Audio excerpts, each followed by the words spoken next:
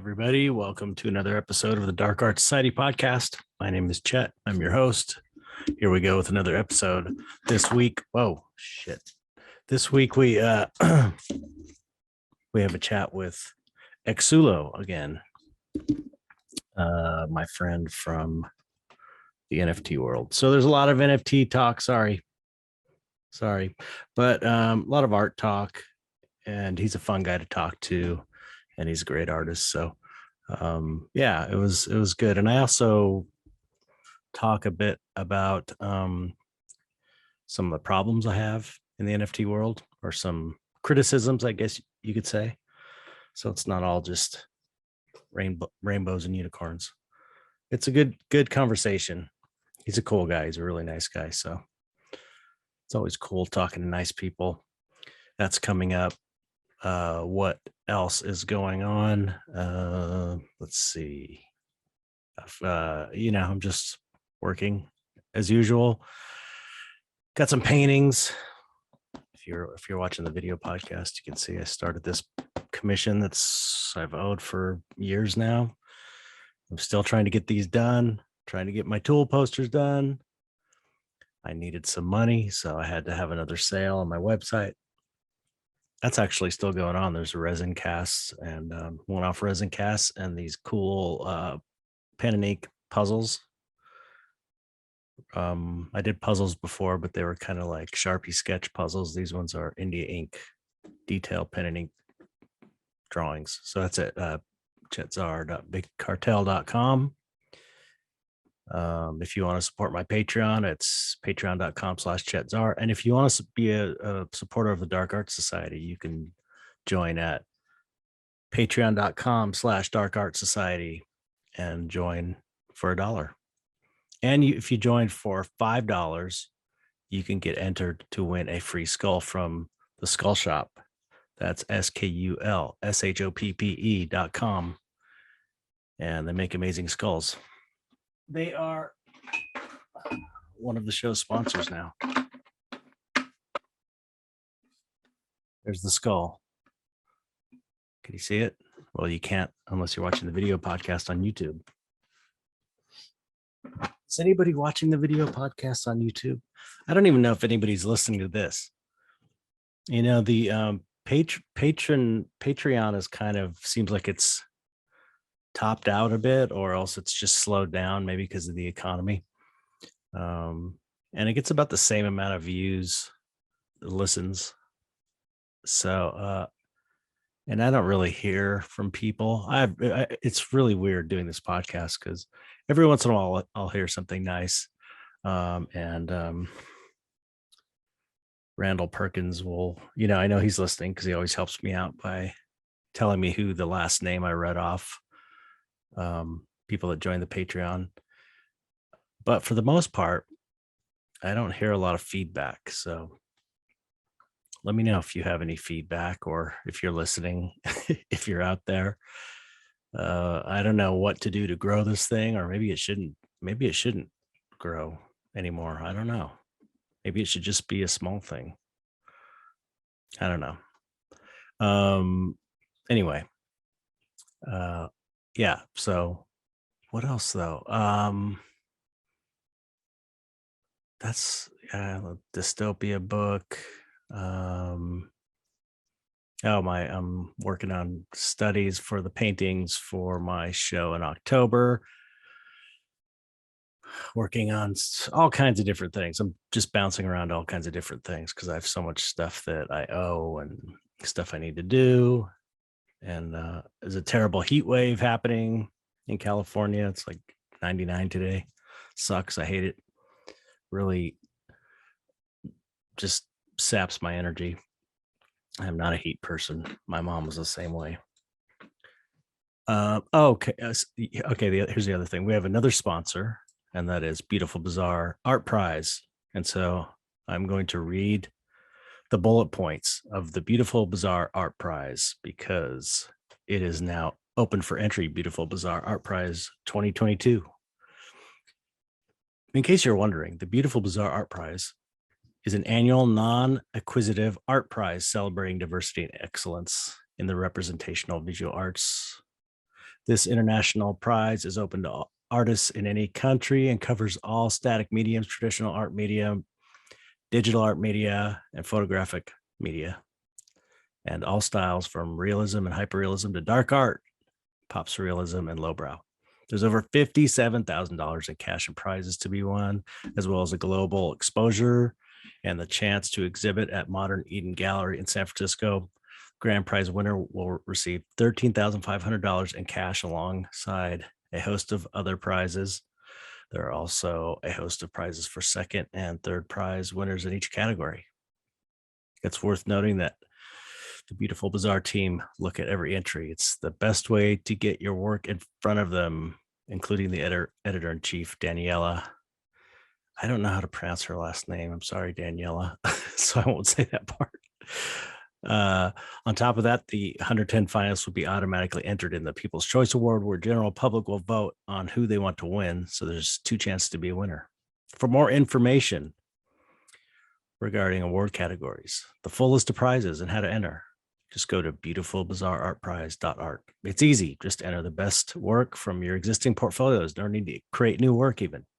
The 2022 Beautiful Bazaar Art Prize is proudly sponsored by Raymar, Imprint, iCanvas, Yasha Young Project, and ArtStation. They're the gold prize sponsors. Silver art prize sponsors: Smart School, Poets Artist, Digital Printmaker, and Rosemary Brushes. And finally, entries close July 17th, midnight, Los Angeles time. So be sure to enter before then. And you can go to beautifulbazaarartprize.art or beautifulbazaar.net. And it's a good contest. I mean, I would do it if I had the time. So I highly recommend it. They're good people. Beautiful Bazaar is good people. And their magazine is great.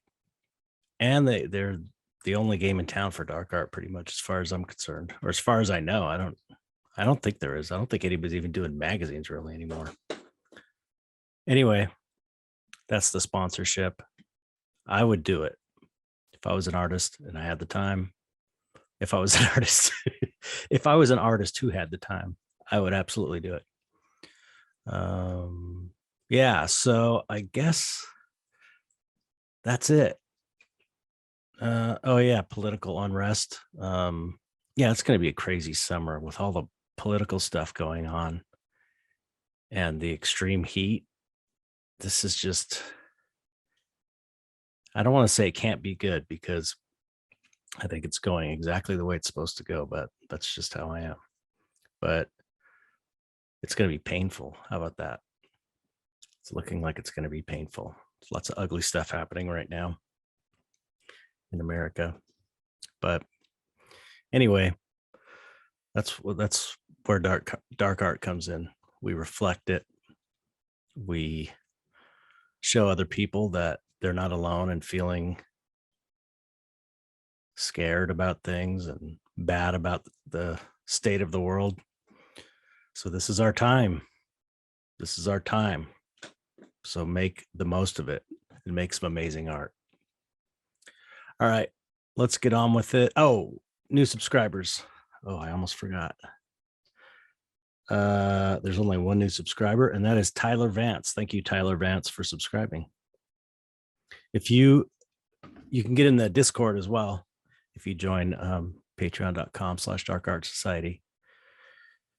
And if you're one of those people that has been listening all this time that doesn't support, you could do it for like $1 a month. It's really cheap. And you could do it for $1 a month and just only do it 1 month. That's better than nothing. You can lower your tiers, you can raise your tiers, depending on what the money situation is. Anyways, I'll stop. Nobody wants to hear this shit. Okay, here we go. A fun conversation with Xsullo. Hope you enjoy it. Here we go.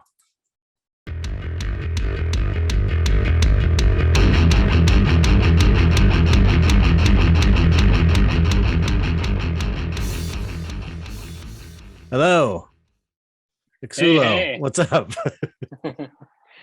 Doing well. Good to see you again. Doing well. Yeah, I'm trying to remember when we did this last. I mean, it was like springtime. Yeah, it seems like it wasn't that long ago, but I think time is just zooming by. So I can't even keep track of it. I can some of these podcasts, I've been doing it so long now that I can't even, people say uh that I've interviewed somebody. I'm like, no, I never interviewed them. And it's like, oh yeah, I did. Like I It all completely like blurs and blend. Yeah.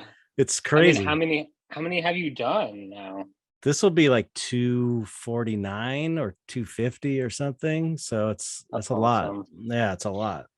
I What just was keep your thought process like when you like did like the first episode, or like what did you expect like going in? Where is it just kind of like, I just want to talk to artists and see where it goes, and like kind of build a community around that. yeah, it was really more about, in the beginning, it was about building a community because of people in the dark art, just an extension of the whole dark art thing.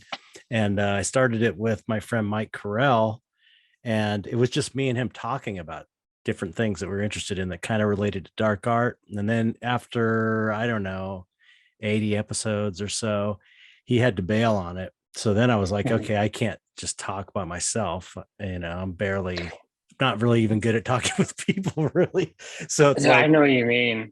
Yeah, it's just so like a vacuum. So having, yeah, yeah, it's just not, I'm not that kind of guy. I know some people can do it, but so I just started interviewing artists. And I was like, oh, and people liked it even better, I think, because it's more interesting to hear about all these artists' lives and stuff. So then it just and then kept going. yeah, I mean, it's amazing because you introduce a lot of artists that your listeners might never like heard about. So it's like you're Yeah, kind of giving a nice shout out, and yeah, people kind of spread the good word of dark art. I love yeah. it. The good news, Exactly. the Yeah. good news of dark art. So what have you been up to since we I last mean, talked?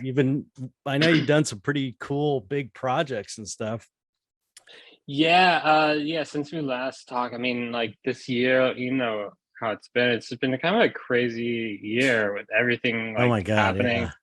It's like Insane. kind of nuts in like ways. It's like for me, it's been like kind of creatively like distracting. And I think like it's kind of, and that's fine. And you know how it's like where there's like creative lulls, or there's just Right. so much kind of going on around you. Like we were, my wife and I, we just moved and getting settled in, and having to move everything around, and rebuild up like your Yeah. studio, and get comfortable. And What I a mean, we're crazy so time, used crazy time to move to with all yeah. the shit that's going on.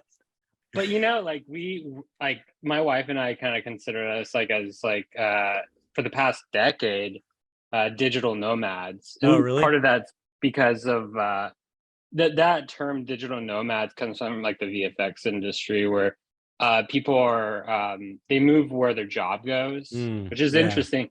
So your job, you have a short contract in New York, you go there for X amount of time, or you bip around like the US or even Canada, Hmm. or even like the UK where these jobs are. But the funny thing is I've been so remote for the past, honestly, for past most of the decade. So it's given us an opportunity to go over where we want, Right. especially in the US. Yeah. So like we embrace that digital nomad lifestyle, work from home, live where you want. Yeah. And it's been pretty cool, like living like across like all parts of America, from like coming from like the West Coast most of my life, and then my wife is from the East Coast. Hmm. So we like bipped around like Colorado, Texas, like Oh, the wow. Midwest and part of the South, which was like an interesting experience. I'll never go back. I wouldn't miss the humidity. Now we're in the Yeah. Yeah. Northeast. So the Right. Northeast is like that sweet spot that kind of brings me back to like living on the West Coast. So Mm. I know I'm kind of going on a tangent here, but yeah, like we're used to moving a lot. Yeah. So moving this year wasn't like stressful so much, but just, everything with politics. And last time we talked, like the war in Ukraine, now it's the Right. whole Roe v. Wade stuff. And Yeah. it's just like, Insane. it's weird. It's just like bizarre time to live right now. Yeah. And like it's distracting, but it also I feel like it's a good time to like be creative.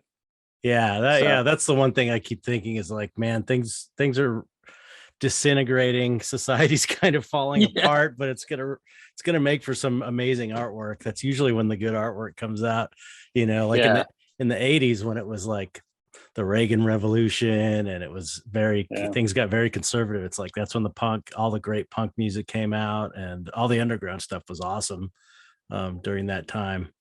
But yeah, how long were you in Canada for? Because you've been living there for a while, right? And why were you in Canada? Was it for like movie stuff or? Yeah, actually we're only in Canada. We're in the Bay Area. We're living like straight like in downtown San Francisco. Oh, Back. Yeah, we're like smack dab right there, like near the Tenderloin when it oh wasn't so wow. tender, as they say. Yeah, near like was it like the Civic Street, and I went to like we both went to the Academy of Art in San Francisco, is and that is that that is did we talk about yeah, this? Did we talk about this? we might have briefly talked. Where Yeah, I because I think it was that school, maybe it wasn't that school, but correct me if I'm wrong, but I did a talk there. I don't know, Art Institute maybe. 10 years ago, and it was up at the top of this fucking hill, and which is probably everywhere in San Francisco really, but it was in a really terrible area. I remember that it was like super bad. And I think it was Near Civic Street. I'm gonna ask my friend who invited me, but wait a minute, I gotta ask. Yeah, I'm so there's two big schools in San Francisco, art schools. There's the Art Institute, and then there's Academy of Art. Okay, I think it might have been Academy of Art, which is funny, but yeah, if anyway, it's really weird because the person who invited me was a student. She's really great. Um, Miriam Dinkins, and she does Almost Amusing Pins now. This pin company, she does all my pins. Oh wow. Academy of Art. Academy Yeah. of Art. She just texted me, and Nice. it's funny that you bring that up because she just finished a pin of mine. I'll have to send you pictures. It's really cool, like a new pin that's going to drop on Thursday on my Patreon. But of that Siamese, Ink pen, right? not like pins, like enamel pins. Oh, got you. Got Yeah, it. Yeah. It's the Siamese clowns she's doing. Nice. That Yeah. animation, it came out so good. It's amazing. Yeah.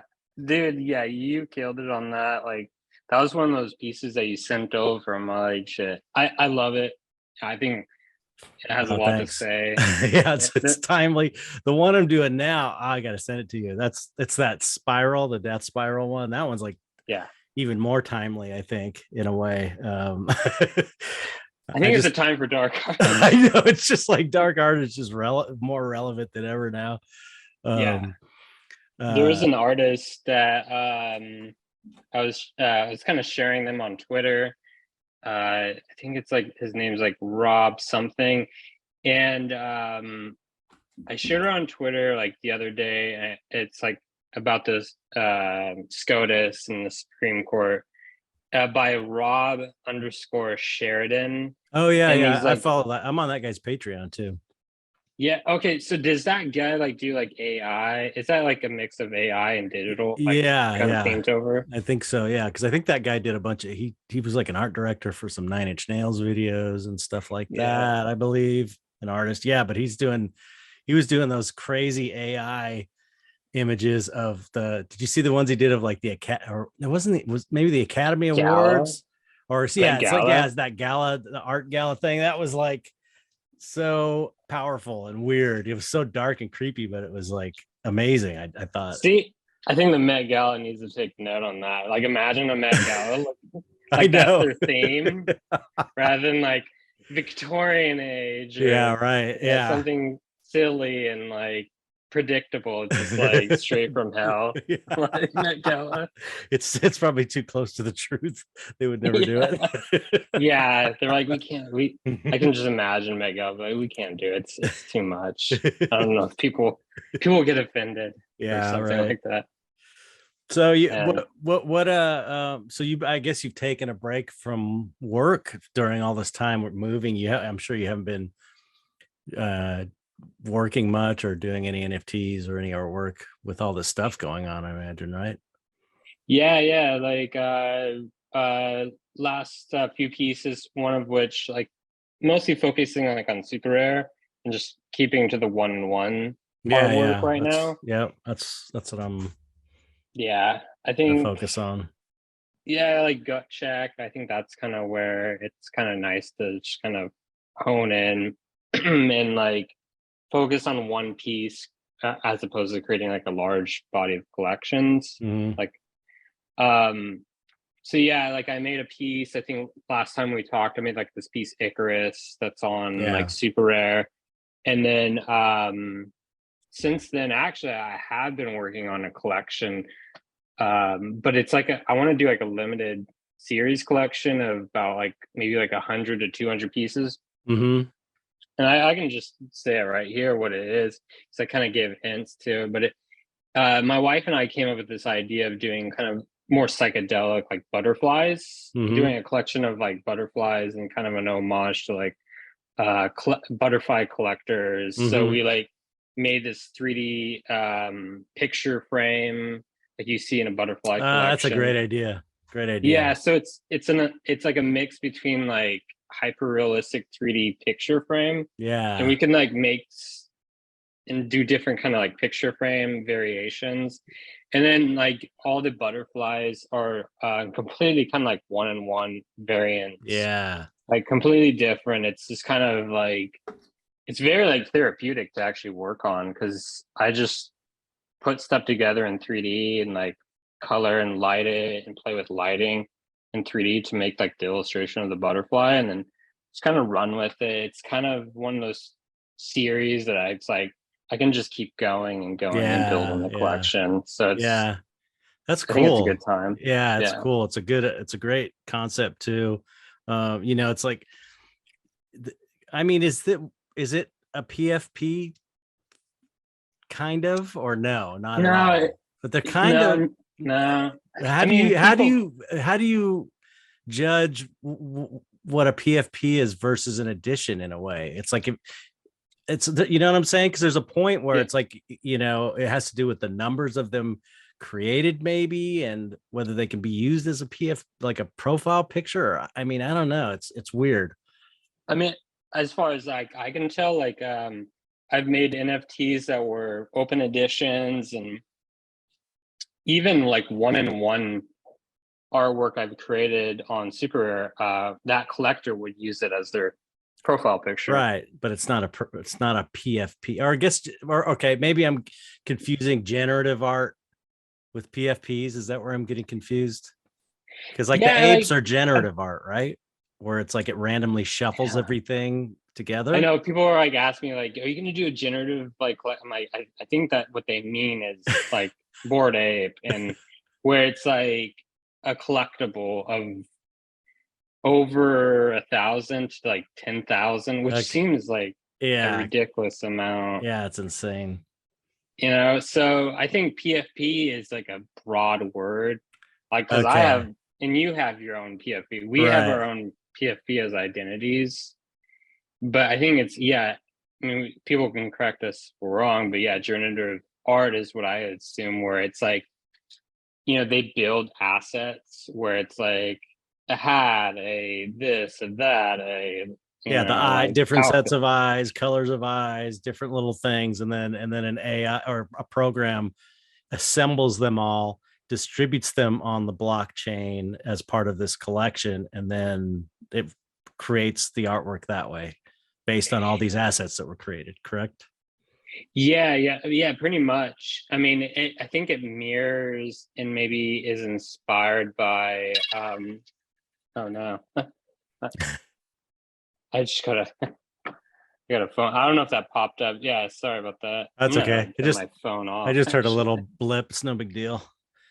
No big deal at all. So yeah, I gotta reset everything.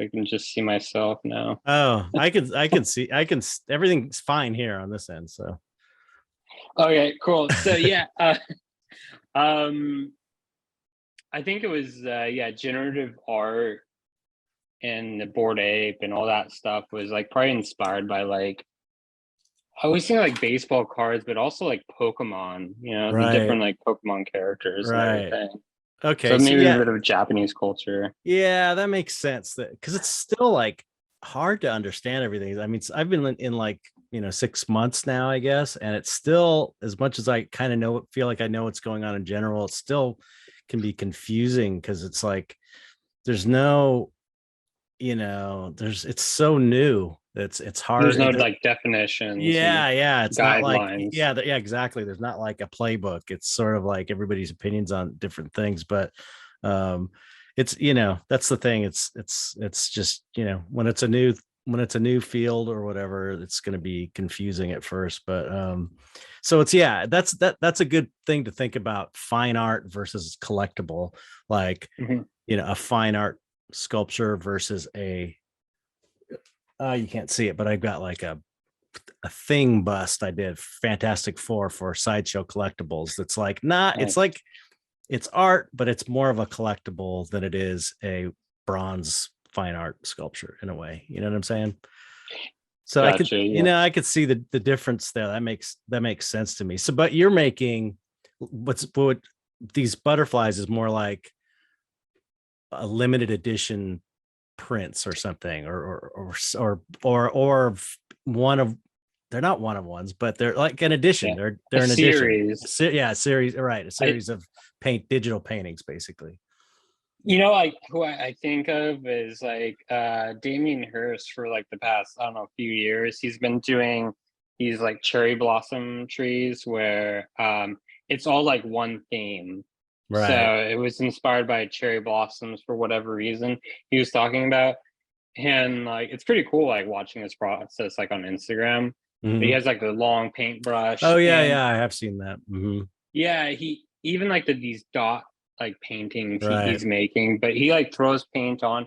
It's all like one theme and one subject, as in right, like surrounding this cherry right, blossom tree. But he makes variants of it, right. like a variations of it, like Yeah, on the spot, like raw. It's not like computer like right. algorithm generated, like kind of like a board, like the Bored Ape stuff. So you're doing So like 100 pieces individually, and then you're gonna, or whatever, a large number of pieces, and then you're going to have them as a series. yeah, pretty much like they're all like I have to like figure out all the other kind of like little things of what we want to do with it in the long run, because it's like we could make like really super rare ones of those where the ones that like really stand out and that are Hmm. really different among the Yeah. collection. And then we could do something interesting that's like a physical like there's all kind of different avenues of trying to combine like the physical with like the digital. Right. So that's like what I got into, like even with the Corvette, like when they reached out to me. Yeah. Talk about Um, that. Talk about that, because I was curious about that, how that came about, and what it was like working for a big yeah, corporation like that. It's yeah. crazy.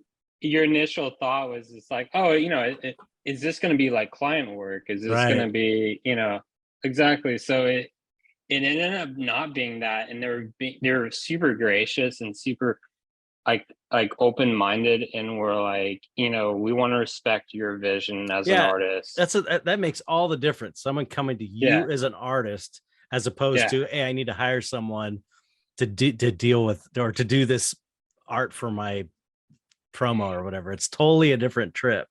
You know what I mean? yeah. It is, and it was like super refreshing, and like I don't think I would have done it otherwise if it was, the former of how it usually always kind of is with Yeah. like client work. Yeah. Yeah. And I mean, we were talking last time where it was like you worked with like Guillermo del Toro, and it felt like he was very open Yeah. minded in that Right. sense. Yeah. And like it felt like a real like collaboration, and Yeah. that's what was cool. So And like, explain to people who don't know, because there's still a lot of people I think that aren't in on the whole NFT thing that listen to the podcast. So what was the project? so yeah, I was creating a digital art piece in collaboration with like a brand like Chevrolet Corvette. And Chevrolet, you know, being a car company, wanted to somehow like get into like the NFT space and make a mark and to kind of contribute and bring something like kind of refreshing and new to the table. Mm-hmm. So with that, with being digital art, it's and everything that's happening right now with NFTs. So it was a collaborate like an NFT collaboration Between where it, you and Chevrolet, basically. yeah, exactly, It's with so like crazy, man. It's so yeah, huge. It's like such a yeah, big, iconic brand, you know? exactly. Yeah. And it's just like it's an American car brand. It's like, you know, they're from Detroit, they're from an area with a lot of history, with a lot of car history, and you know, they have a already like a car collector base in the physical world. Right, So right. that's what's kind of cool, like bringing that element into like the NFT space and then being so like, you know, respectful as like for an artist and being open-minded. It was super refreshing. So working on a piece like an where it's an NFT, it's like the whoever gets this piece is also gonna get like a physical car with it. Oh, really? Yeah, Oh it's like shit. yeah, I so came in on the the Twitter space you guys did, but it was like right towards the end, so I didn't get to hear all the details. so yeah, That's amazing. it's a trip because like we were talking about combining physical like items with like an NFT is super cool. So whoever gets this NFT for a certain price point, that's kind of reflected on the fact that you're, you know, you're getting a physical car with it. Right. And a unique it's like a 2023 Z06 Corvette that's like in a specific color that they're not gonna ever like use again. That's pretty cool. Yeah. And like the was it the VIN number, you know, all cars have the VIN number in the door like opening. Yeah. And that VIN number is like it's like you know 1011. It's like plays on, you know, like I guess Binary those kind of binary yeah. code. That's cool. And then it ties into the actual NFT. So it's kind of a fun and like refreshing play on like Yeah. physical and like digital. Yeah. I guess It's people call it like digital. yeah. Yeah. It's yeah, it's a lot cooler than just like, hey, we're giving a car away, which they do all the Yeah. time, but this makes it Yeah. more of a special thing. And it also incorporates art into it and you know, highlighting an artist like yourself. That's really cool. So yeah, it was amazing. And like they're very like open minded on like, you know, what to they kind of gave me that creative freedom in like most of the artwork. And when it came to like the car, we wanted to make sure, you know, it's like the right car model and Mm-hmm. look and making sure the color's down, but everything else because of that, you know, I decided to go more of my cyberpunk Mm-hmm. style and a lot of like homage to like the NFT kind of culture space, which Right. is kind of interesting. Yeah, that's so cool. So what happened with it? Where's it at right now? Did it I sell mean, or is not it? right now. You know, it's like with everything going on and like I even know like it's crazy right NFT now. NYC. So it's like one of those things where it's like there's a lot of options that we can like definitely do with it. So it'd be kind of it's gonna be fun to see how it kind of plays out. Has it gone? Is it like an auction thing, or did it go up for auction? Or Yeah, we want to do auction, you know, and then there's also like reserve auctions. We oh, had right, right, as like Super Rare mentioned that the you know there's like interested buyers and people that are interested in it and people that are new into the NFT space. So it's it's kind of what? it's an it No, is no, like an an interesting time like right now. Where Yeah, I just know. I like, was just thinking like, when I saw that Twitter space, I saw this dropping, I was like, oh, poor guy. It's like such a bad time to drop an amazing project like that, just because the market is so bad. The NFT market's so bad, and just the economy's so bad. But yeah, so I was like, that's just bad luck, bad timing. Although it's with such a huge brand, I'm sure it's going to eventually, do well. It's just not a great time. not great timing, but it's definitely like, it feels like a great time. Just like, why not try it? Yeah, true. And Yeah, like, yeah. It's like nothing to lose, sort of. not, yeah, like, let's see where it goes, Yeah, right. and not like expect this like Right. huge thing, Ridiculously. Yeah, right. Yeah, there's no because expectations, which is a lot of times that's kind of the best. When you have no expectations, sometimes that's when it's the best. That's when you get surprised, but when you're like thinking it's going to go huge and then it doesn't, then it's like, well, lower your expectations and then just kind of let it happen the way it's going to happen, and it's much more enjoyable. yeah, it's gonna be a lot more fun to kind of see, play out and see where it goes from here. And just like being okay with, like seeing like that kind of reflects of like the even the crypto market, like being okay to like be in that unpredictable kind of uncomfortable place where it's like, we saw last time we talked, is like ETH was maybe like 2,400, or Mhm. no, Yep. It might maybe have been almost more, more. three Yeah, three grand or something. yeah, and I then know when I everyone sold saw it mine, dip. it was like at 3 grand.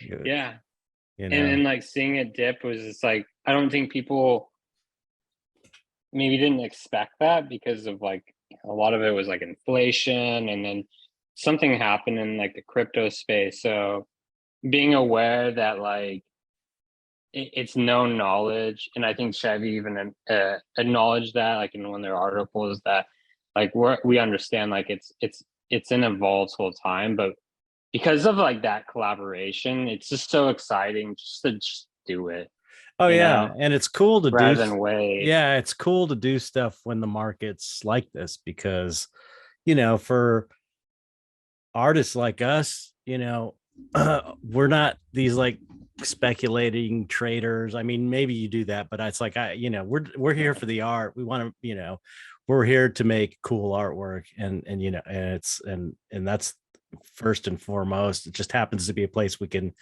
make a decent living with it, and so we're, of course, and it's this new technology. It's exciting and really fun to do, but I just want to keep. I still haven't sold my alter ego, which I thought was going to for sure sell, which is, it's a Yeah, Tool poster, a really popular Tool poster, but it still hasn't sold because like I got in right at the end before it all crashed.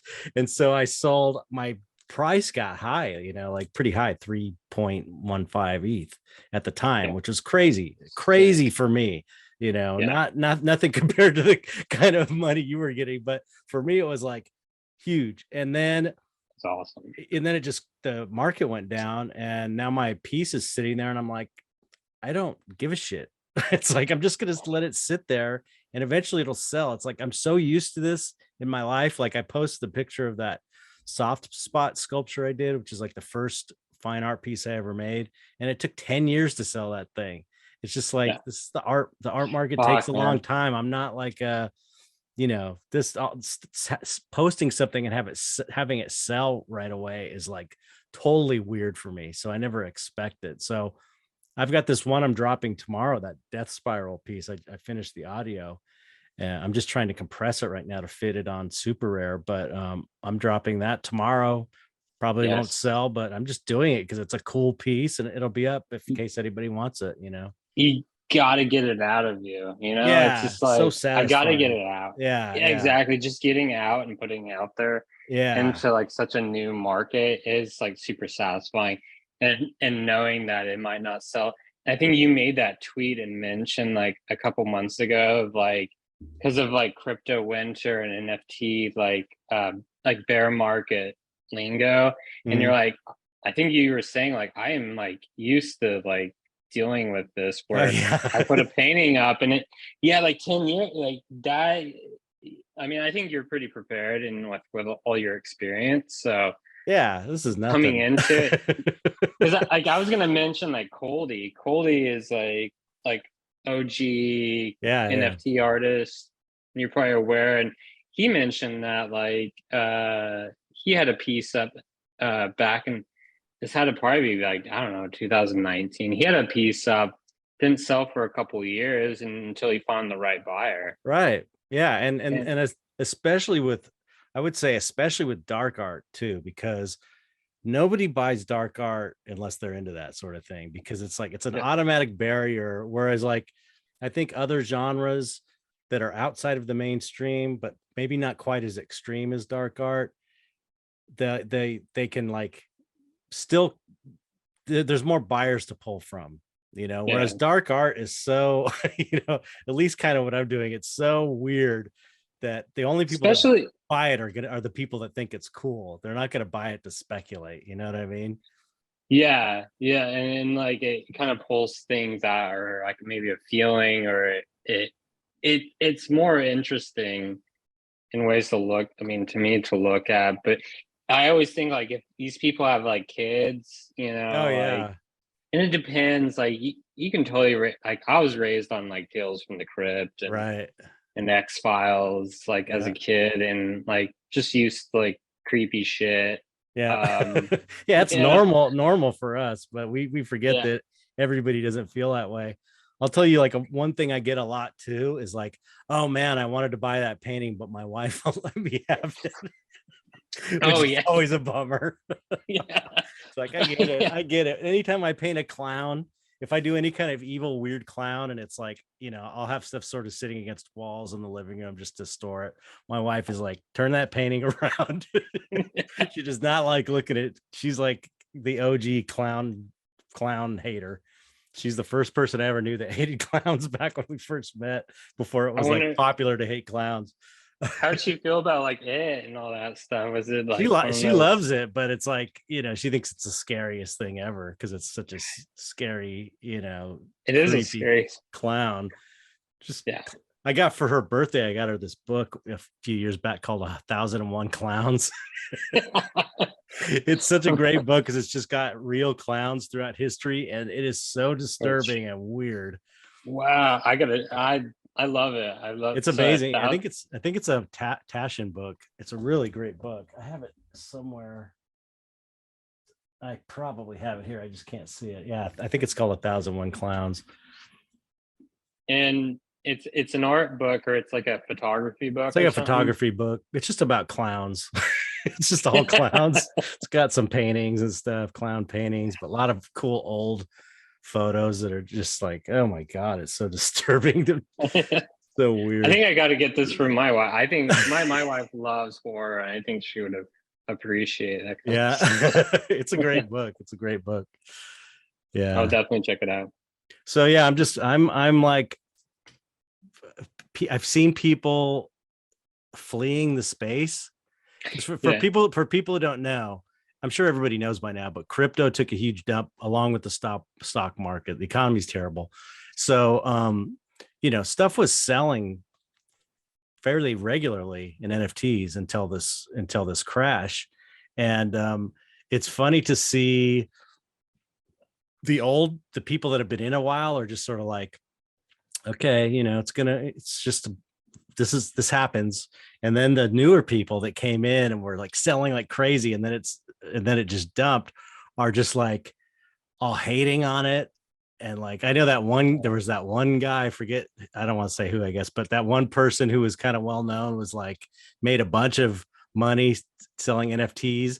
And then he got out and he made this long post about every terrible thing about it. I'm leaving, blah, blah, blah, blah. And it was like, after he made how much money? He made so much money selling his NFTs. It was like, And I people understand. poo-pooed on him Yeah, so yeah. hard. And it's like a lot of his criticisms I agreed with. I mean, there's a lot of Yeah, shit. there's a lot of It's good points. mostly shit. But the thing that I didn't like that he did was kind of like it was lame for all the people still in. You know what I mean? Because he was just shitting all over it and making it for someone who maybe is thinking about getting in or who's in there and really working hard to make their living. He just is like, you know, just shitting all over it completely instead of being like, you know what, I'm not into this anymore for blah, blah, blah. Why even announce it either? That's the other thing. People, yeah, have that problem with like Twitter. I swear to God. Unfollowed. It's so black and white, like it's ridiculous. I mean, foot and mouth disease like runs rampant Oh there. man, I know. It is fun to be able to like kind of make a point that there's like truth behind, and I think people can be able to like resonate and to be able to like kind of speak up. Like that, it was nice seeing him be able to like speak up and like voice his thing, but to be able to like draw a line, and because art is like speculative and it could be anything. Like Yeah. there's so many like subculture avenues you can go down in art, and it's fun to be able to explore. Mm-hmm. But yeah, it's, you know, to poo poo on it and to like draw the line and say, you know, like to get to that point. Yeah, it's just, yeah, and it's like, okay, you know, it's also, it would be another thing to do that in the middle of a high market when you're selling. You know, you're not Yeah. making that statement when it's all selling and everything's good. It's like once shit gets real and you're having a hard time, then you make then it all is terrible. You know, it wasn't terrible when you're selling all this stuff and making all this money, but you know, I just am like, you know, it's just not that big a deal to me. I just want, you know, it's, to me again, it's like I said last time, I think is it's fine. It's an excuse for me to finally do create digital work again. And I'm so psyched about doing it. It's so much fun. I like love it. I love it. And so even just the potential that I could sell, you know, I'm gonna mint these things. It's not, I can afford to mint them. And you know, just the potential that they could sell, even if we go through another year of this or whatever, it's fine. It's like I just need an excuse to make the stuff because I have to have the, you know, I need to have income coming in. So everything I do has to at least potentially make money, even if it's not for sure going to sell. You know what I'm saying? So Yeah. Yeah. It's another avenue to go down and explore, not to be like afraid or have like great expectations. And it's different where, you know, you do expect where things just to fly off the shelves so quickly. But yeah, it's another source of like income, and it's another avenue for like artists yeah, to go down, and it can really like bring a lot of like sovereignty, and where it's straight. I mean, you're very familiar with it, where it's like a collector and artist right. relationship, and now you're able to bring, you know, like your fine art background, and then your understanding of like 3D animation and Hmm. animation in general. And like last time we talked, I loved hearing that, where it's just like you're able to kind of get back and like experiment and almost kind of make you feel like a kid again, and just dick around and like Yeah, explore yeah. different things and Eh, make your paintings move, like animate. And yeah. And that's just for me the beginning because I have this source material that I can work with, and I'm trying to just sort of establish myself in there. But you know, ultimately what I want to do is like this one I'm going to do tomorrow, that this death spiral, which is all 3D, native 3D, you know, and because that's what I was doing before I started painting. Ironically, it's funny. So and it's also a way to incorporate my music because I was a musician for like 10 years. I was in bands. So it's like it's all of the things that I love to do.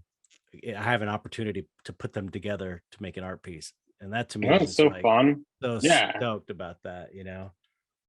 And that's what's really cool about like NFTs. It's like, I mean, for you, like in bringing your artwork and others, it's like you can bring it to another level. It can be another Yeah. experience. Yeah. And like, I know like the NFT space hasn't like kind of pushed in that realm yet, but being able to experience like any kind of art and like dark art and creepy art, like wouldn't it be cool to be able to like go into a gallery and like experience an art piece of like freaks you out or has like that dark element in there. Oh yeah. And like Or go it's into like the painting and go into a metaverse version of that painting and look all around and go beyond the border, the edge of the paintings, and see what's over here. And I mean, the you can do potential is creepy just, shit oh and like yeah. fun.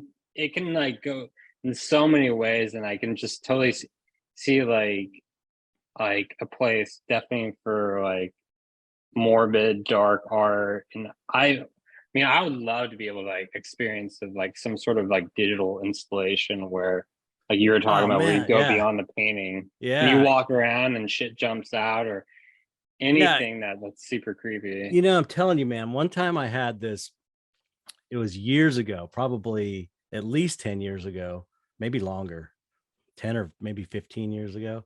And I had this vision. I was tripping at the time, but I had this vision of an art installation that was so big and it would be so amazing. And then it was this kind of perfect combination of what I like to do, which is like infuse spirituality with dark art. And it would have been like a multi-million dollar project though, that would take a whole museum. It would be huge. And it's just like been one of those dream projects that, probably will never happen. Maybe when I'm 79 years old, if I'm still alive, and someone, and I'm, finally hit that level, someone would back it, but probably not, because it's so weird. But um it's like, it's the perfect thing to do in VR or in the metaverse. It's like, now it's like, oh, it's way more practical to do it that way, and it would be just as effective and cool to do it that way. So it's offering all these possibilities, just in the same way that it's funny, because it's like, when my first digital animation, looping animation, back in 98 or 97 or whatever, I had this trip in 87. I saw this vision, and it was like like watching a movie with my eyes closed. It was like seeing this whole scene. And I ended up making this animation called Toilet Train, because it ends up going to a toilet and going in the toilet. I And remember that yeah, one. Tools used it forever on their live shows. And so that was a vision I had in 87. And I was like, man, I wish I could share this vision, but you'd need like a movie studio to produce it. There's no way I could make this, because it was like a dolly move with the camera, and it was all this stuff going on. And then 10 years later, I got into 3D, and I was like, oh my God, I can finally show that vision I had and do it as in a 3D thing with, without a whole crew of people. And and that was like a revelation for me. So I did that as my first animation. And then now, like, we're talking with this other one, this museum show I wanted to do. It's like, that would be a metaverse thing, 100% VR thing or whatever. Yeah, like I mean the IRL stuff is super cool, and those like installations that you go into like museums and be able to like, experience it physically, but it just seems like very expensive Oh to yeah. do. So Yeah, it's a lot harder to do. It's like, I could probably, if I wanted to, because this would require just making hundreds and hundreds of super real, super weird monsters, all different types of monsters, for this project idea I had. It's like, if I wanted to, I could probably, you know, crowd fund it, or NFT fund it with yeah. NFTs, fund it with that's the other thing. It's like, you can fund projects like this with PFPs, and that could be part of the, or generative art or whatever. That could be like part of the roadmap, that you're funding this Yeah. metaverse project or whatever, or a dark art world or whatever. And that's part of the thing you get in the long run. And, if I wanted to, I probably could start that thing now and get a bunch of people. I've got a lot of people that like my art, that are really big in 3D, that would probably just want to work on it. I mean, I've had people tell me, if you ever have a project, hit me up, like really big names. So it's like, it would just be, it's doable now, and it's going to be Yeah, more doable in the future too. yeah.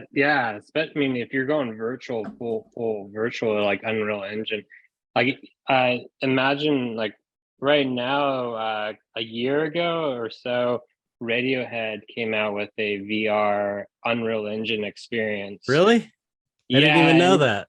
Oh, that's Yeah, so it's cool. super dope. And like you go in there and it plays all their tracks from, it might be like Kid A and like maybe a bit of OK Computer, like their earlier stuff. Yeah. And you go into these different rooms and it's like a complete like, it feels like a video installations. Like you've been at like MoMA where they Hmm. have like these installations where you might go kind of through a room or something like that. Right.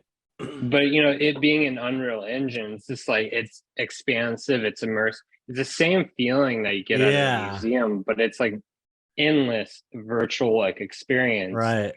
And it's like totally like plays on audio and visual like cues and like moving around in that. And I think like for artists, that's like a really, no one's tapped into it. So for me personally, besides like Radiohead, and I think like NFT and like these words of Web3 and metaverse are being thrown around, but like for artists to kind of like dabble into that world and bring like this like virtual experience, Yeah. I think that's super like fascinating. It's just Imagine you your can, world that you paint in as a VR experience. It's like it's so suited for it. It would be amazing. yeah, like just it'd be like, yeah, I'd imagine like super psychedelic, kind Yeah. of surreal, trippy, weird shit. And Yeah. like it, you can be like as an artist like a kid in the playground and collaborate with different artists to create this virtual world that, I mean, how many people do want to, you have to ask yourself like how many people do want to experience an on computer with your head. I love that idea, like put my headphones on, you know and just kind of like have my own experience in this like virtual space, like I because mean, sometimes I'm thinking the, you know, VR headset, VR, you know, yeah. because that's like, to me, that's just Sometimes like, that would be I so don't want to amazing. deal with like security guards saying like, you can't go, step Yeah, back, right. sir. You can't get Oh, that there, close to yeah, I mean, I there's a trade-off for sure between something physical, like going to Disneyland is amazing because it's physical and you get to go yeah, on the rides, it's great. But and there's a trade-off for not being outdoors and not being, you know, physical things you could touch. There is a trade-off, but lines.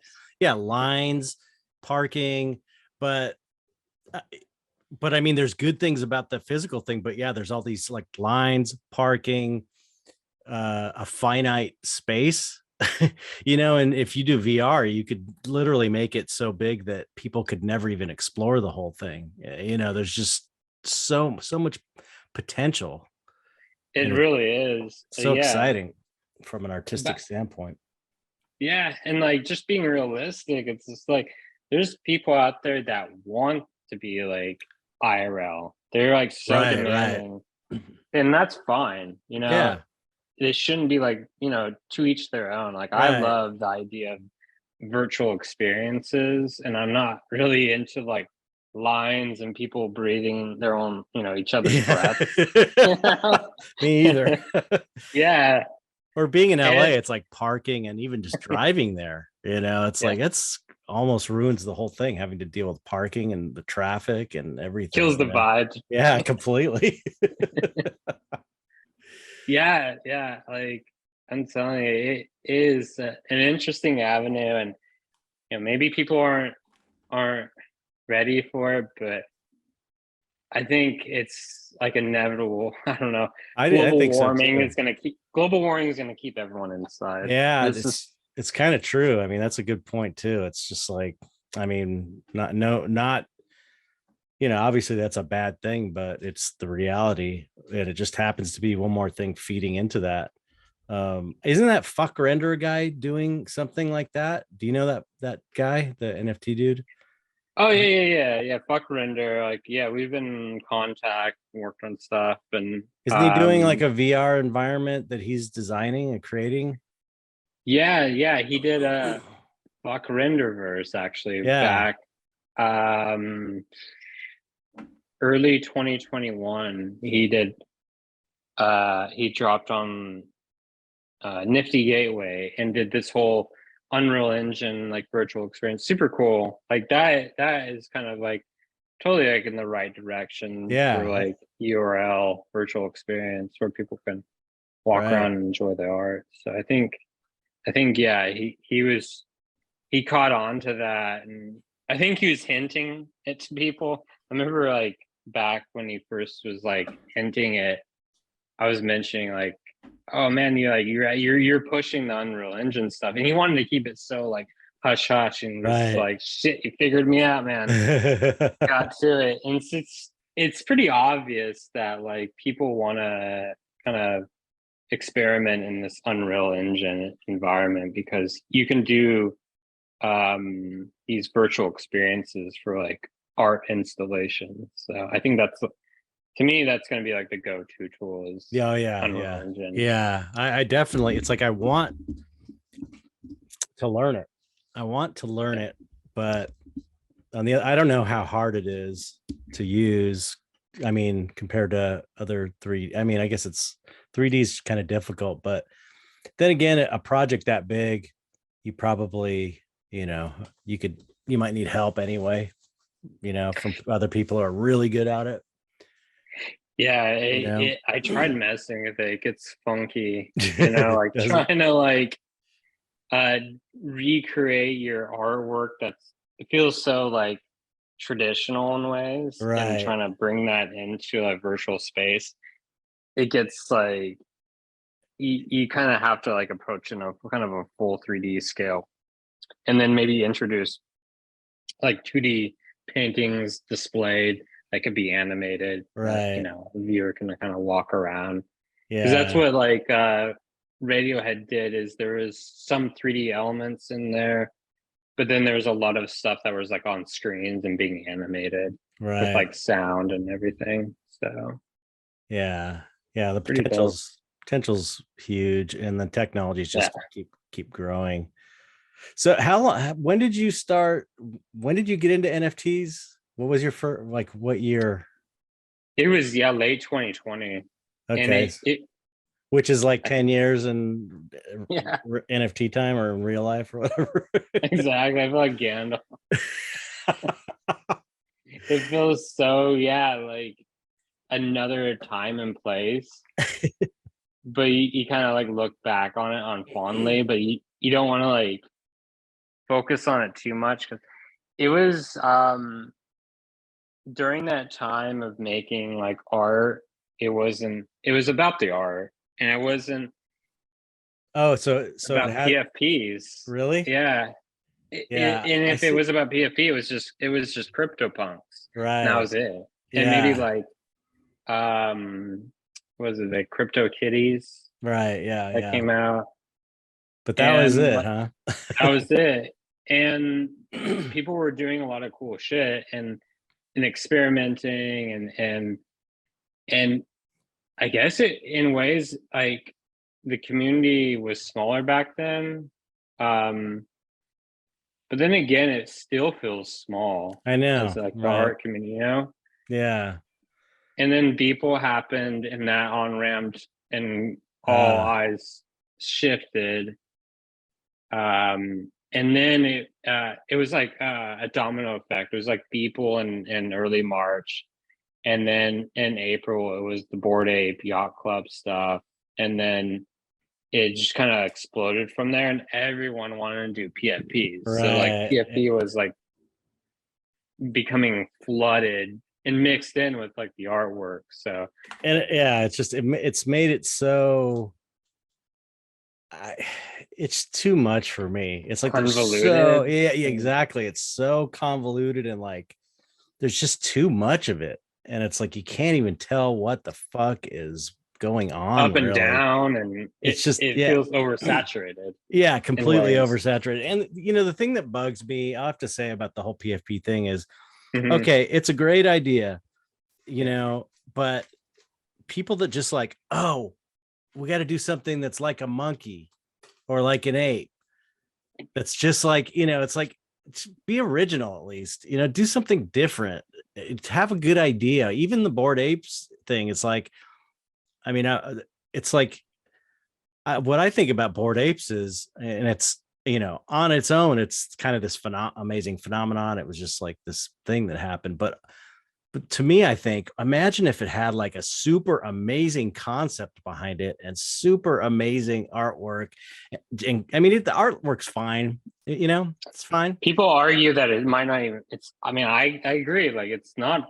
Like, to me, it's not art. Like, Yeah, I'm gonna it's be more, frank. but yeah, it's more of like the collectible baseball card Yeah. thing. But still, it doesn't mean you couldn't have had this amazing idea behind it. Like, imagine if it had an amazing concept and story that was meaningful and the art was really creative, you know, but I guess they didn't, you know, they didn't expect for it to blow up. I don't think no one expected that to blow up that big.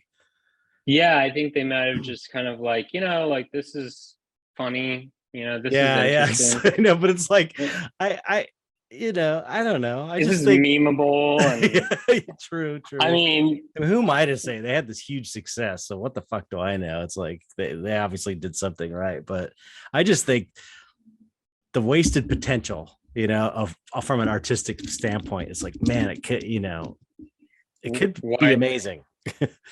Yeah, I mean, yeah, it is, like, to be like honest, it's complete. Like, people completely bash it, and like, I get it, and like, we can talk about it where it's there.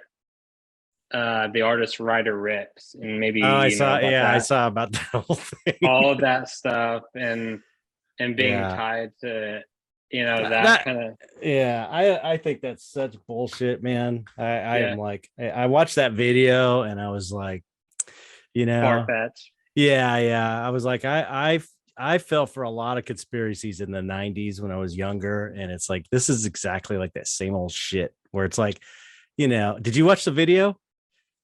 Yeah, Okay. yeah, You know, they're talking about the cut off monkey hand and being a racist thing. yeah, yeah, You know what's more common is the monkey's paw. That story, the monkey's paw, which is a super famous story that's basically don't be careful what you wish for. You know the monkey's paw. Have you ever heard the monkey's paw? yeah. It's like No, a famous literature kind of horror story, and it's like it starts off with the cut off monkey's paw that they get, and they can make these three wishes on it. And it's like, okay, that is more likely than them finding this really weird, obscure reference that nobody I know of has ever heard of about this, and a lot of them mixing the far words. reach. Yeah, it's just too much of a reach, you know. It's like the logo is like, yeah, kind The of. I can see the logo, like, logo. that I can't, like, get past. Like, I can't see Yeah, that. the When they, logo, it's similar. It is similar. And it's funny, the thing about the logo that made me go, was just the rough edge thing. That is kind of an yeah, unusual choice, but you know, to give them the benefit of the doubt, it, you know, I've ripped off things, paintings I've seen from like friends of mine. I mean, there's a couple of specific incidents where a friend of mine had a painting he showed me, and then a couple years later I painted almost exactly that painting, and I thought I came up with it until I realized I totally subconsciously ripped them off. So it's like, you know, most people have seen the SS logo, Nazi logo somewhere in their lives. I could see, and it's yeah, like, you know, the Nazis were really good with their propaganda and their fashion stuff and their art direction.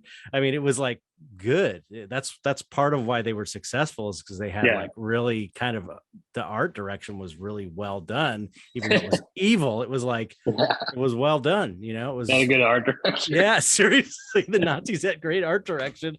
It doesn't mean, you know, that's not saying Nazis are good. Of course, anybody knows me knows I don't think that. Um, Yeah. but so it's like I could see subconsciously it getting in there, you know, and just Hmm. I don't know. The whole thing, it was too much of a reach for me. It was too much of a reach. And that's like a major claim to be Yeah. making on someone. That's really, if it's not, if think about it, if it's not true, how fucked up that is to be accusing someone of, like, you know, being a Nazi troll. It's really fucked up.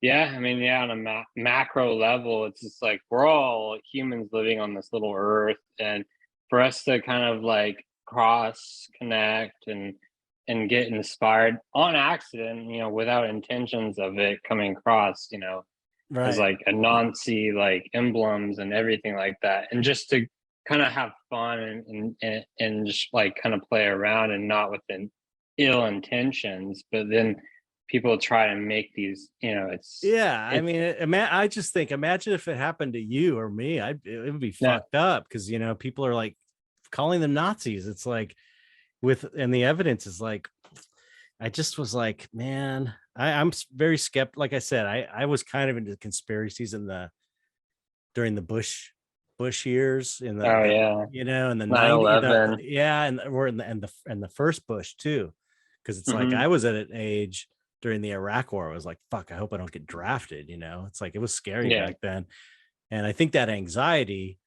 I think that people go to conspiracy theories when they feel like out of control and they don't know what's going they need on. answers. Yeah, and it's like it's better to have a horrible, scary answer than to have no answer, which is, More frightening. yeah. And like, So people turn to things like that. So, and I feel really like kind of dumb that I believed in the conspiracy theories I believed in. I really feel like, man, I was such a dumbass when I was younger. And so now I'm very skeptical about that sort of thing. I'm very careful, and I really try and think about it. And I don't know. That Ryder Rips guy too just seems like kind of an I mean, asshole.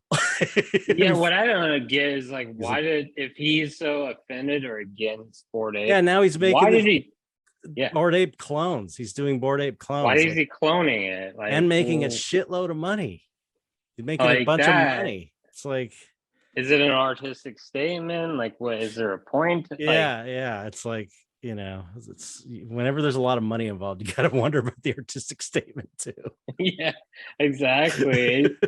It just feels like a shit show drama. Like, Yeah, I know. It's like, and people move on. I People know will forget. everyone's gonna forget about it in 2 weeks, Yeah, like everything on the yeah. internet. It's just like, oh God. I just like, Jesus Christ. I'm just Just so like making my art and putting it out there, and it's like I don't want to be forced to look at this shit anymore. It's just making me like jump off more and not go on social media as much because I don't want to see it. I'm just sick of seeing these fucking apes. It's like, oh yeah, God, I don't want super to look at them distracting. anymore. It's like, Yeah, I've been feeling like where like I see like all these PFPs and stuff, and like as an artist, like it feels like uninspiring. Like I miss yeah, the right, days when right. you're like on Instagram. Even I know Instagram ain't like they censor buttload of stuff, but just like going online in general and finding art or collecting art books in real life Yeah. and And getting the things, inspired. yeah, go on a fucking walk, go on a Yeah. nature walk and get out,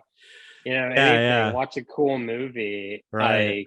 Because all this is like noise, and it's like, as an artist, if it can feel so uninspiring, it's like, Yeah. Yeah. It definitely fucks with your creativity. The other, I mean, my other issue with the NFT space, and like we were talking about that guy's post, it's like mhm. he was right about a lot of, He was, he he was was, right, but it's not all that way. And it's just like the yeah, people that talk about cryptos being a scam and NFTs being a scam. It's like, yeah, there are a ton, probably a majority are scams, but that doesn't mean the whole space is a scam and the whole thing is a scam. That's the thing that people mhm, don't get. Just because there's a lot of it doesn't mean that's all of it. And there's this other part of it that's amazing. But a lot of, as someone like you has been working hard on their craft for many, many years, and myself has been working and busting our asses to make sure we know art principles and know as much as we can and be as good as we can be, to see yeah. people, it's come in after like a couple months and be like, I'm a professional artist, and it's like making no effort to I'm study an NFT artist. to study art principles, and then like Yeah.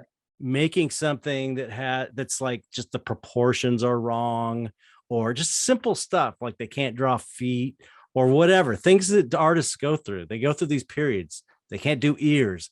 They're working out proportions. They're understanding composition, color theory, these different types of things. It's like, you know not just making stuff and not knowing that, and then saying that that's your artistic statement. It's like, and that makes it art. It's like, the whole thing about you got to know the rules to break them, I think is a good thing to have. So it's like, there's also this, Love the greats like Picasso. yeah, Like exactly. He could do it. He just didn't want to do broke it. it. He wanted to do his own thing. So he did all this crazy Cubist stuff. It's like, so because there was like this big gold rush in NFTs, you got people who just jumped in. And on one hand, I'm like, it's cool that people, that non-artists, are able to express themselves creatively. I think that's awesome. That's one really positive thing, that people can be artists now and have this way to express themselves creatively, because I think that's healthy and good for everybody. It's really a good thing for everybody to do. On the other hand, there's just like a flood of shit that's it's like hard to keep looking at.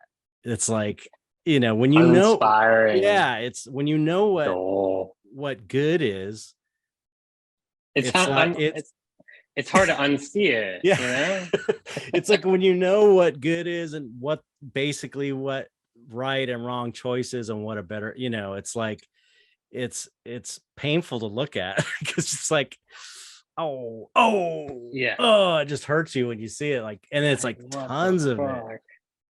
And it's what hard. It is like, and I think someone maybe mentioned it before all of this exploded, but it's like two worlds coming together. You got the investor world, right? People that are great with money and they know how to invest, and that's great. They come from that left brain or math, and right. it's like the math nerds and the art nerds coming together, and they don't know what the fuck that one of each other is doing. And they'll pray, and it's like the weirdest like convergence of two worlds together. And it kind of like, in ways, like, did you ever see that movie Art School Confidential? Yeah. Where it's like the I think it's like the undercover cop or something like that in the class to like investigate. And his art was like complete shit. He didn't know like anatomy. He like drew like sports car or something that. And the main character is like, what the fuck? Why is everyone praising him and stuff? But people were so attracted to him because he was like, he had charisma. Right.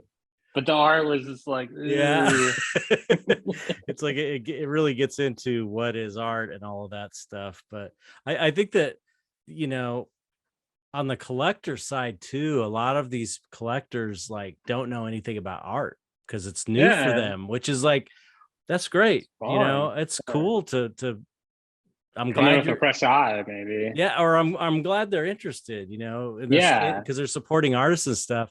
But it's like they need to educate themselves, and we need to educate them too, just so they know what to buy and what is good.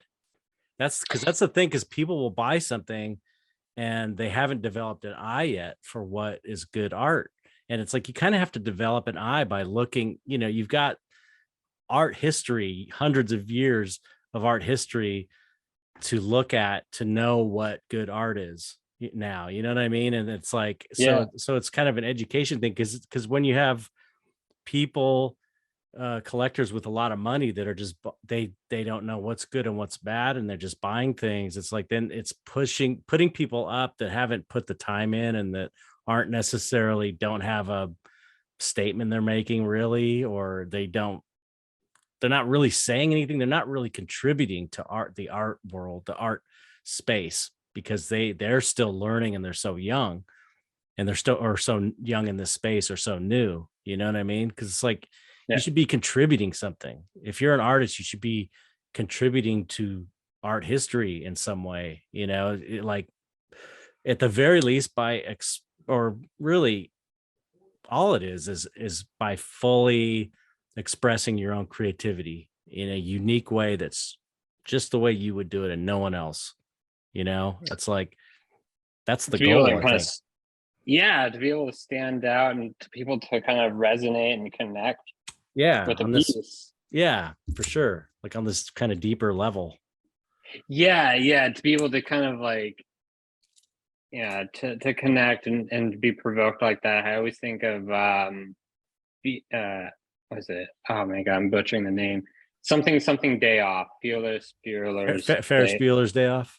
Ferris Bueller's Day Off, where they go to the art gallery and then they're just sitting there and they see a piece and they're just like completely like kind of encapsulated. Right. It actually makes me think of, you mentioned on your Twitter post of like, there was a guy in one of the galleries that was like dressed in that dark cloak. Oh, right. Yeah. And he was like sitting right in front of it. He was like just dicking around on his he phone, didn't even know. He didn't even know. But it felt like there's like this connection. Yeah, it was crazy. That was an insane moment, man. And like, yeah, it was sometimes crazy. That's what it's like, even though like he might have like been busy on his phone, but that's what it feels like, as like a real great connection between an artist and collectors, that they're able to like feel that emotion. Right. Well, yeah, I think it was like the people around it that were experiencing it and seeing it, because we were all kind of watching this guy sitting there. Yeah. We're having this like, whoa, something weird's happening here, which is like, those kind of moments are so rare. Those are like the peak moments that rarely happen. But it adds so much story to like your piece. Yeah. It's super cool. But I've had a couple times people tell me they were like broke down in tears when they saw a painting, which is like, I love it. You can't beat that, man. You can't beat that. That's amazing. It's like when you listen to a good song and you're like, fuck, this is like, just because it's so good, when it brings you to tears because it's so good.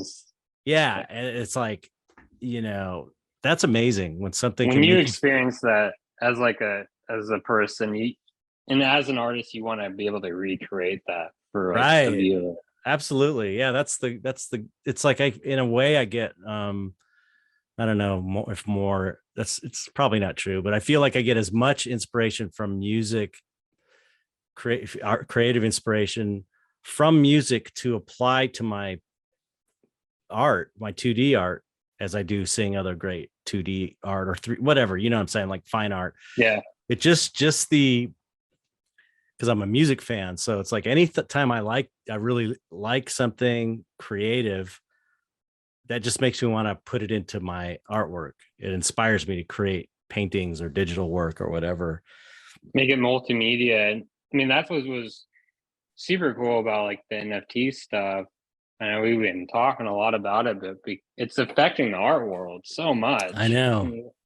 And, like people, I hear like artists that have been making like audio visual experiences, and it's like, it's like I'll put it they'll put their audio visual experience like on a CD, and an art or a collector might go and see their audio visual experience IRL years ago, and it's like, I want to collect this, and it's like, how are you going to collect it? Yeah, exactly. Like my DVD. And that's what I did with my DVD, my animation DVD back in the day. It's like, you can buy a $20 DVD.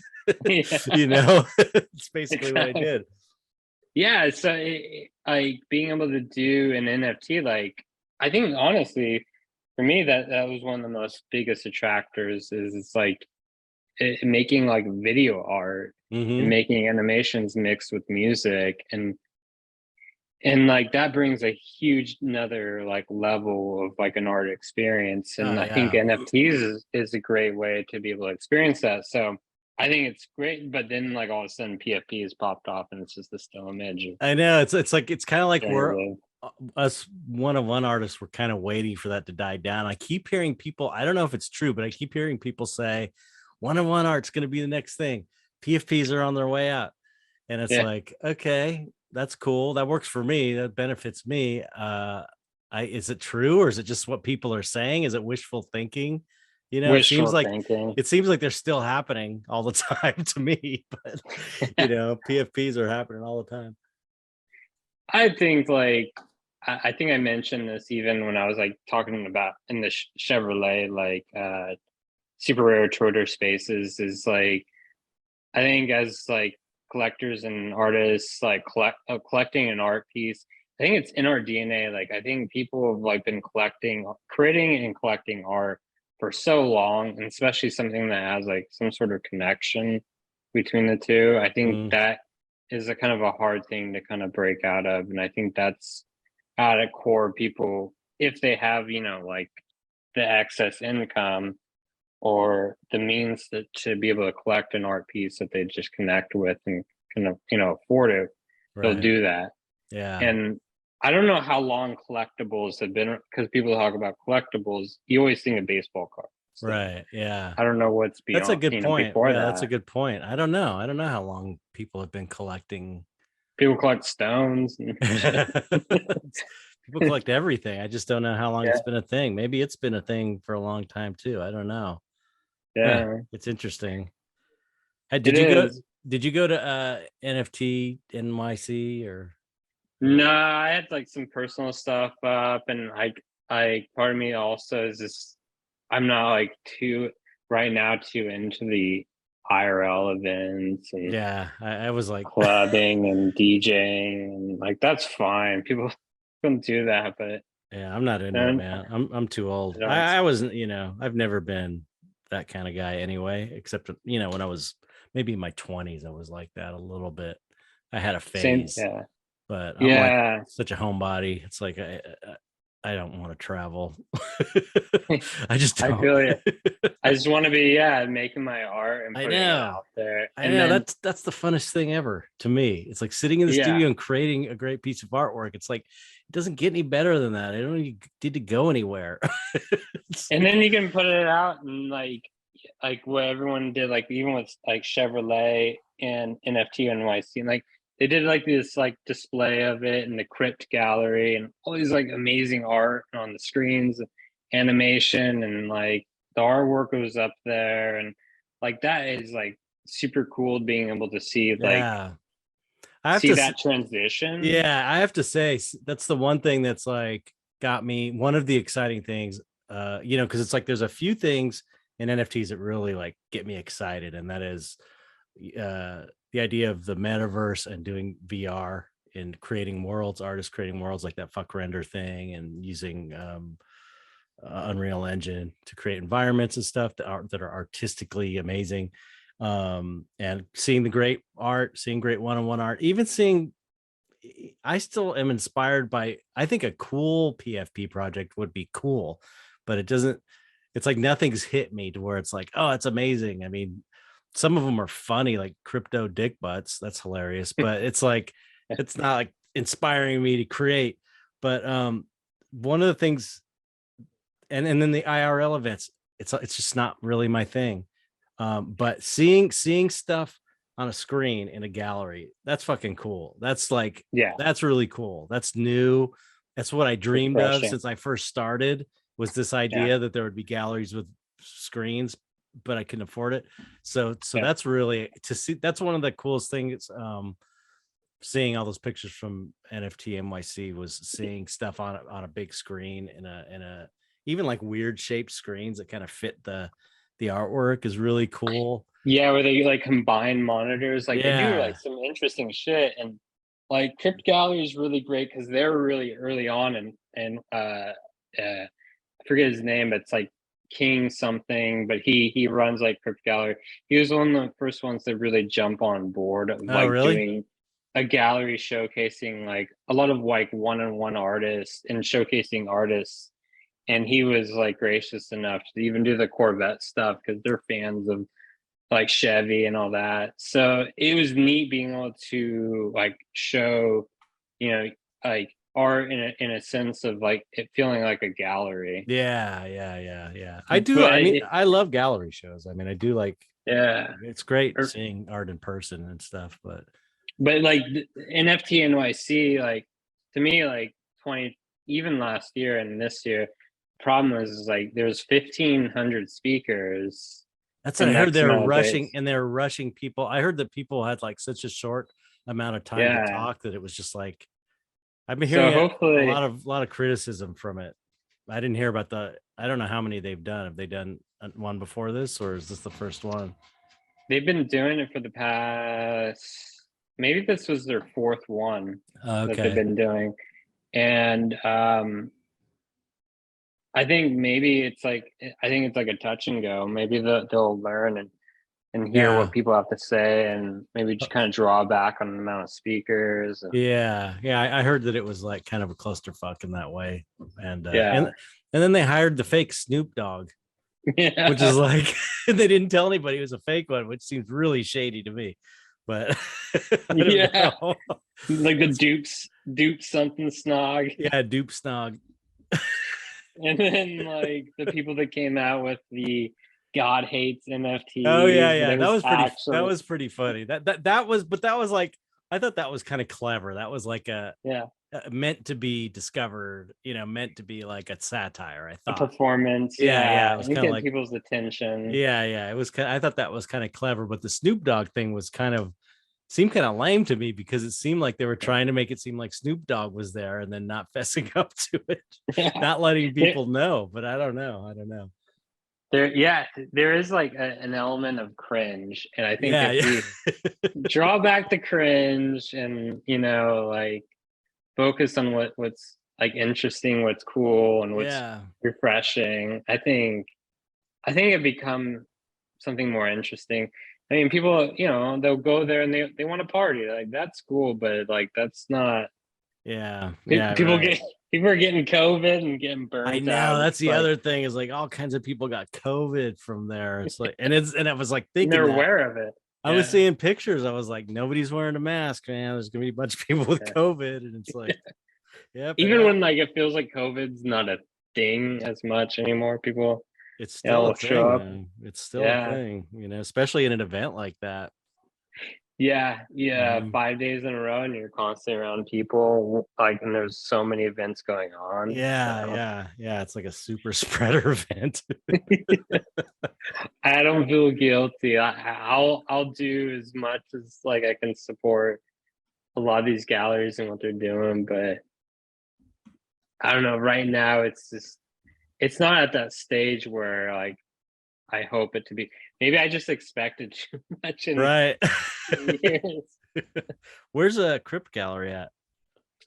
I know they started out in LA actually. Yeah, because I've heard the name I'll send before. you. Yeah, I'll send you them. You should definitely check them out. I'll ask him if he has it up and running right now. Yeah, in LA, and then I think New York is kind of new for them, which is super cool. Oh But wow. super cheap galleries, they've been hitting it pretty hard. Right. Yeah, I've seen. NFT I've space. heard. Yeah, I was just reading up on them. They've been pretty involved.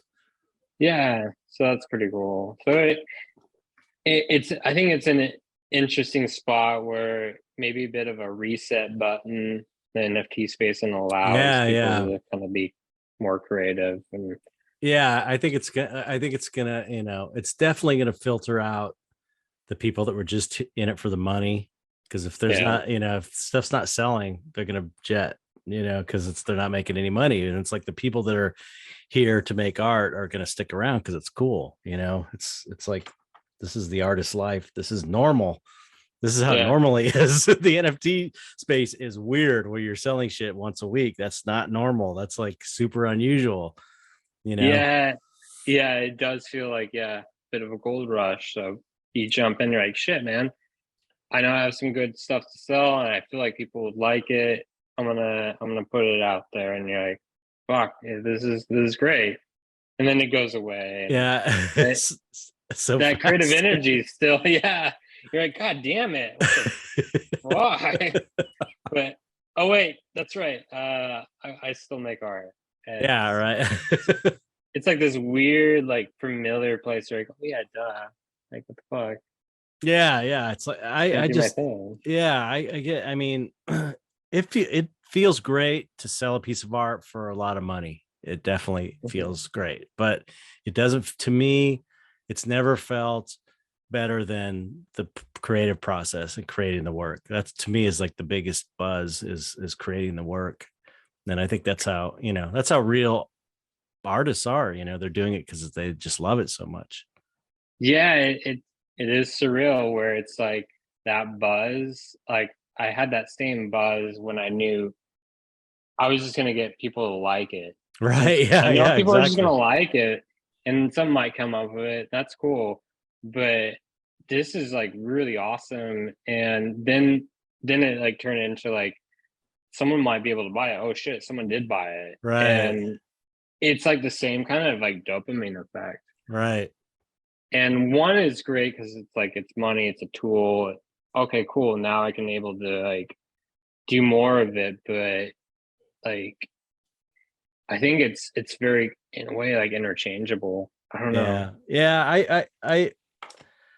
Yeah, it's to me, it's always been a means to an end, just to keep being able to create more work. Hmm. But at the same time, it's like NFTs, the stuff, the prices you get for your stuff, it's like, that's like, for me, would be, and I'm sure it is for you, it's like life-changing money, Yeah, yeah, it is. so it's like, I'm getting to the point where I don't have as much time to earn life-changing money. So for me, it's like a huge opportunity to finally get some life-changing money for the first time in my life. So Yeah. but the thing, it's like, even if we come back, if the NFT, which I expect it's going to come back, it's going to come back fine. That's, Yeah. I think, because I think it's just there's too many people Yeah. too many people are into it, and too many artists are into it. It's like, people are really into it. It's got staying power. I don't think it's just this flash in the pan thing. But even if prices dropped and people weren't getting the crazy amounts of money, I would still be doing it, because it's still an avenue for sales. And Yeah. it's, It's still lucrative. yeah, you could still make money, just maybe, if it's not as much, then okay, so what? It's like, I'm still going to do it. I'm still going to keep creating the artwork. And as long as there's some kind of financial incentive, just be like, again, like, because I have to, this is how I make my living. There has to be some kind of financial incentive. If there's some kind of financial incentive, I'm just going to keep doing it, because it's like, I'm just looking for an excuse to do it anyway, because I want to do it, and I'm not independently wealthy, so I can't just do it and hang out and live off my money. It's like, I need to earn. So, you know what I mean? Yeah, yeah, totally. It's like it's not gonna go anywhere. It caught too much fire, it caught too much attention. Yeah. Of like the public eye. Chevrolets. I mean, that's the thing. Yeah, It's like, when companies like Chevrolet are getting in, it's like, this is not just a there is flash in the already so much pan. interest. Yeah. Yeah. Yeah. It's like mainstream stuff is starting to come in now. And it's like, And it's just gonna there's gonna be like boom and bust, and there's gonna be like there is gonna be like an upward trend because of like crypto is it's not gonna go to zero. That's just ridiculous because it is a new way of like a financial market. And like now like Ethereum going to like was a proof of stake, right. and it being already like Bitcoin is like I think the like a scientific study showed that Bitcoin is like 50% less like of a carbon footprint than Right. institutional banks. It's so obvious that where things are going, and even like Chevrolet and car companies are going like less carbon footprint Yeah. in the future. So you can kind of see where it might go when I think a lot of investors and people that are investors that have been in the market for decades now, they saw it kind of mirrors like I think like Amazon and Apple, they blew up and then they went down, but over the years they Right. became yeah like a common like consumer trend. Right. Right. And I think people want to like be able to going back, even like going back when I got into the space of simply put, like the younger generation, uh, they understand collectible. They understand like collecting digital art. It might Right. be like collectibles. It might be like rare things that exist in video games, Right. and like being able to collect an item and showcase that off, like in online video games, it's such a big deal. I think young kids get it, Oh, and young totally. kids Yeah. get owning and buying Yeah. like Yeah. virtual stuff. And we're talking like kids, like little kids are doing this now. Like little Yeah, kid, like I got granddaughters. They're like, yeah, they buy shit in Roblox. Yeah. They buy stuff, and it's like they're when they grow up. I kind of thought that I used to think this when I was starting painting in 2000. I was like, okay, I've got a lot of like young kids, like high school students that like my art because of Tool and stuff, or they just like monster art. And I was like, I have to stick in long enough to where they grow up, get good jobs, and can afford to buy artwork. And it's true. It's like I get a lot of people that buy from me now that were like, yeah, I was into your stuff in high school. And it's like the kids that are buying shit in Roblox now, skins and whatever, clothes and pets and stuff, this is going to be like the obvious next step when they grow up and they have money to invest in and they want to start collecting art. It's like, it's going to be totally second nature. Yeah, the They've been future doing it collectors. all their lives. They've been doing it since they're little kids, you know? Exactly. So So it's wild. I am very hopeful. I think yeah, into our older years, it's gonna get bigger and better and more refined. yeah, I think so too. I'm Yeah, still so really hopeful and optimistic about it. things go up, but when things go up, they must go down. But when things go down, they must Yeah, they'll come exactly. up. There's so much interest in it. So Yeah, yeah. I'm super positive. As much as like the dark art and dismal but fun imagery that we make, I think like talking to you, I feel like we have hope, Oh and, yeah, yeah. I and feel all of yeah. it. I'm I hopeful with art. yeah, yeah, same here. Like I'm just excited about creating the artwork. So Yeah. I just got to get this I got this that animation, there's this glowing part in it now in the center, and it's like I rendered it, and there's these little banding strips on the gradients. You ever get that banding where it's like, and Yeah. it's like now I got to go. Compression issue. Yeah, yeah. It's like I put it in Handbrake, and in order to get it down to the file size I needed at, it's starting to do that. And so I'm like, okay, back in the day, it was to deal with banding, you put grain over it. You Yep. put grain Yeah. in your render. That's So it's like so now I'm gonna after we're done, I'm gonna go back to YouTube and start looking how to get rid of banding because I gotta drop this thing tomorrow. I got all the that's what I audio. usually do. Oh, Like, yeah, really? avoid that banding, like, because that is an issue. Like, yeah, it was Yeah. super rare because of the file size. Yeah, that's a I bitch, just man. throw, yeah, when you hit it just right, like if the background is dark enough, you can kind of see and like my images tend to glow, and then there's Right. Yeah, black you have a lot of background. glow. So I I'm imagine like, there's an issue. ah, So noise is how you do it.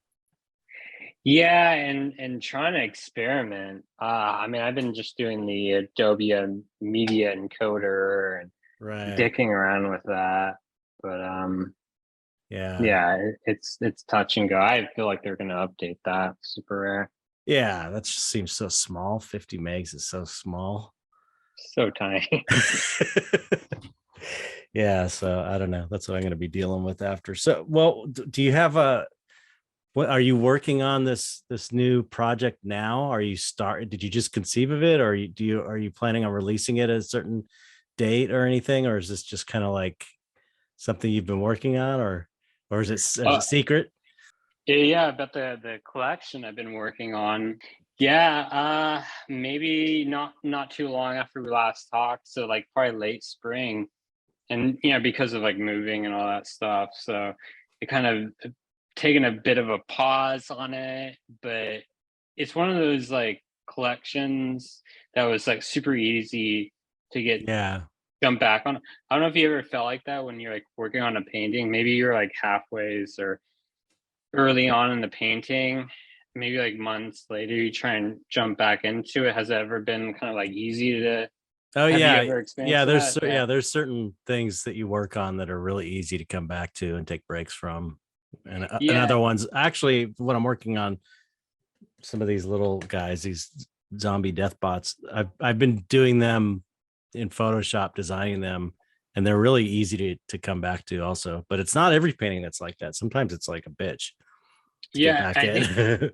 yeah, maybe it's like the complexity. Like if it's like super, like it different or like Right. experimental, maybe. Right.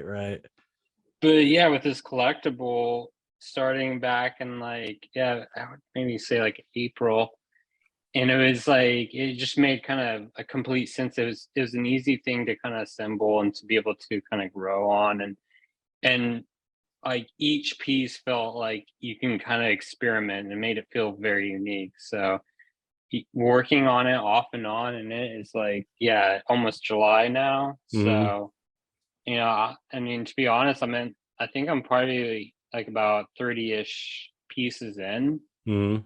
and I don't feel like I've pushed it too hard. Like I really want to be able to kind of like get on a roll with it, but I've Right. been really taking my time on each piece because it's like, why do I feel like I need to rush it? Especially like with like when things are quiet right now with the NFT Right. space. Right. Take advantage. Yeah, because I Build, think as they the say. yeah, maybe there's a problem is like that's why everyone rushed in like last year. That's why there's so Right. much crap art. Everyone's Yeah, all like yeah, right. Getting the it done to rush. cash in while they can. Yeah, But so I believe in long term and be able to like create something that people will be able to kind of cherish and enjoy in the long run. And that's why I really believe in, one-on-one art and people putting a lot of their effort and energy into these pieces. And I think that stuff will hold up so well. yeah, And yeah. it's exciting to see where NFTs might go. Because like we were talking about, it's like the younger generation totally gets it. Right. Yeah. Yeah. It's not, yeah, that's the thing about older folks. It's like it, it's like mind boggling. It was hard for me to get in, and it's like I've always been very, I don't know, kind of tech savvy more than the average person. And I had Yeah, it was like kind of hard to yeah. I mean, yeah, understand. blockchain was like even me, like being, like an 80s kid, it was blockchain was confusing and stuff. And I felt like it was a kind of an investor's market Mhm. and not so much of an artist market. But you got it. You understood it as like an artist and doing Yeah, visual yeah, art. So yeah. I It's think no, go ahead. yeah, I think like maybe just having a young mind and being able to kind of see where things might go. Maybe Yeah, that's what's cool with that's what you true. were doing Yeah, ages ago with video art. right. Yeah, yeah. Um, well, yeah, it's so funny because like, man, I want to do these little portraits I do. It's like I want to do exactly what you're talking about with the butterflies, where it's like, you know, not generative to where it's like I don't really care about shuffling the different parts together. It's like I just want to make a bunch of little portrait guys, like, and doing a series like that. You know what I mean? It's like it seems like it would just be so much fun, even if it was, kind of making a base layer, kind of doing it in a way that you would do a generative project where you have a bunch of assets, but you are doing it all yourself and making the combinations yourself, and liquefy using the liquefy tool to make them all unique. That just seems so fun to me. It seems like it would be so much fun. To me, yeah, it makes way more sense as to making something more scaled back and Yeah, yeah, yeah, exactly. That's the thing is, it's like 10, that's the only way you can do 10,000 pieces. But you could do 100 pieces or whatever. You can do a smaller yeah, amount of like pieces on your own and have that, I don't know, personal touch maybe. I mean, I know some artists that are doing that, like with watercolor. I think Kate Samuels, Witty Shitty on Twitter, is doing like kind of like a project like that where it's all little watercolor paintings, hand done, but treating yeah, them like that, like doing 100 of them or something. yeah, or they'll follow a certain thing, but because of like watercolors is like kind of a badass art form, man. It's You always hard, like man. It's hard to do. I growing find. up, I always know it was the old hippie ladies that did Yeah, watercolor, did the flowers, but yeah, it's like yeah. badass. It Like is. It's like it seems like a wimpy kind of yeah, medium, but it's fucking hard. It's like hard, way harder than I've tried. Almost every type of painting, and watercolors is like It's the most difficult. uncontrolled. Yeah, it's uncontrolled. You have to know what you're doing. You can't just paint like with acrylics, with watercolors. It's like you have to have this whole balance of like letting it knowing how it's going to work, and then letting it do its thing, and then working with that. It's really, but there's some amazing. My friend Steve Clef he does watercolors, and it's just like they're so amazing. It's like, man, it just takes real skill to do that. Steve Clapp. Clef, Cleff. I've had him on the podcast before. He's all watercolor. Wow. It's like he's doing some really cool shit. God damn, it's like it's like photo illustrative and like photorealistic, but it's like weird and watercolory, colorful, and oh damn, man. Like I've never seen like watercolor. He's got that synesthesia done like that. Yeah, he's got synesthesia where he sees colors based on people's moods. Yeah, he sees colors, so he like does these paintings using his synesthesia. It's pretty cool. He's a guy I'm surprised hasn't like hit big yet, because his stuff is I just think it's so good. But again, you know, he's another guy I'm like, you got to get into NFTs, but right now it's like maybe not right now, or you can get in but don't expect to sell anything. It might be a good time to get in, really, but just as long as you don't expect to sell, just kind of like get your feet wet, acclimate to the way things are, make friends, stuff like that. Just don't expect to be making the big bucks right now. Yeah, I guess it is like what a lot of people say. It's like a time to kind of explore and experiment and try different things, and staying true to yourself. Yeah, sounds cheesy, but I think it says a lot. Being honest, right? There's so much dishonesty in like the space. I know. Man, so it's okay. My last criticism of NFTs. All these things I'm talking about, I've been thinking about them, and I haven't really have anyone to talk to about them. The other thing that bothers me about the NFT space is this flaunting of wealth. Yeah. Like, to me, it's like when I see someone posing in front of a Lambo, trying to look like a badass, that doesn't make me feel like, man, I want to be like that person at all. Wow. Yeah, it makes me feel like, what a douchebag. Maybe a 15-year-old boy is like, that's cool. It's like, and a lot of, to be fair, a lot of, you know, the collectors I got are like not like that. They're cool. They're like reserved. They're, you know, I'm sure they got money. They're not like advertising it, but you see that with people posing by their jets and shit. And it's like, I don't know. That's just not my generation. Maybe that's, I don't like it. I don't like it. It bothers me. It's like, you know what? I think it's a bit tone deaf. And yeah, exactly. It's like, especially being an artist who has, you know, it's hard to make a living as an art. I don't know. It just bothers me. It's like,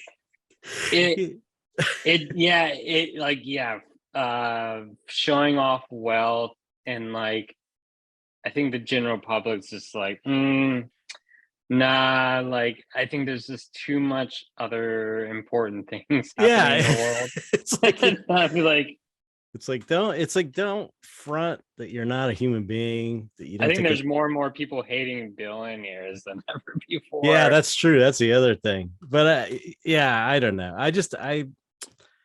That's not real to me. It's like the whole appeal of why I think art is important is that it's about being real. Like we're having a real conversation. It's like we're not blowing smoke each other's asses or shilling. It's like we're just talking. We're having a real conversation. And that's what it's all about. And that's what art should be about. To me, it's like it should be real. It should be genuine, a genuine expression.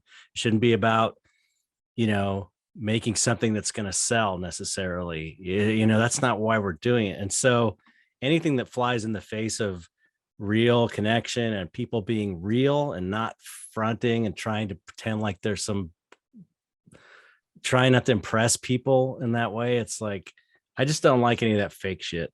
I don't like it. Yeah. I mean, and you see it in NFTs. You see it a lot in NFTs, people bragging and shit. Yeah. That, I mean, even among artists, they're like, I think the artist community in the NFT space, especially when it was like going off last year, people were becoming aware of like, don't like, you don't want to like completely like share your sale prices and to flaunt numbers. It's Right. not Yeah. constantly like about numbers, but I did if that any, when I sold my pieces. I posted it because that's what I was told you're supposed to do.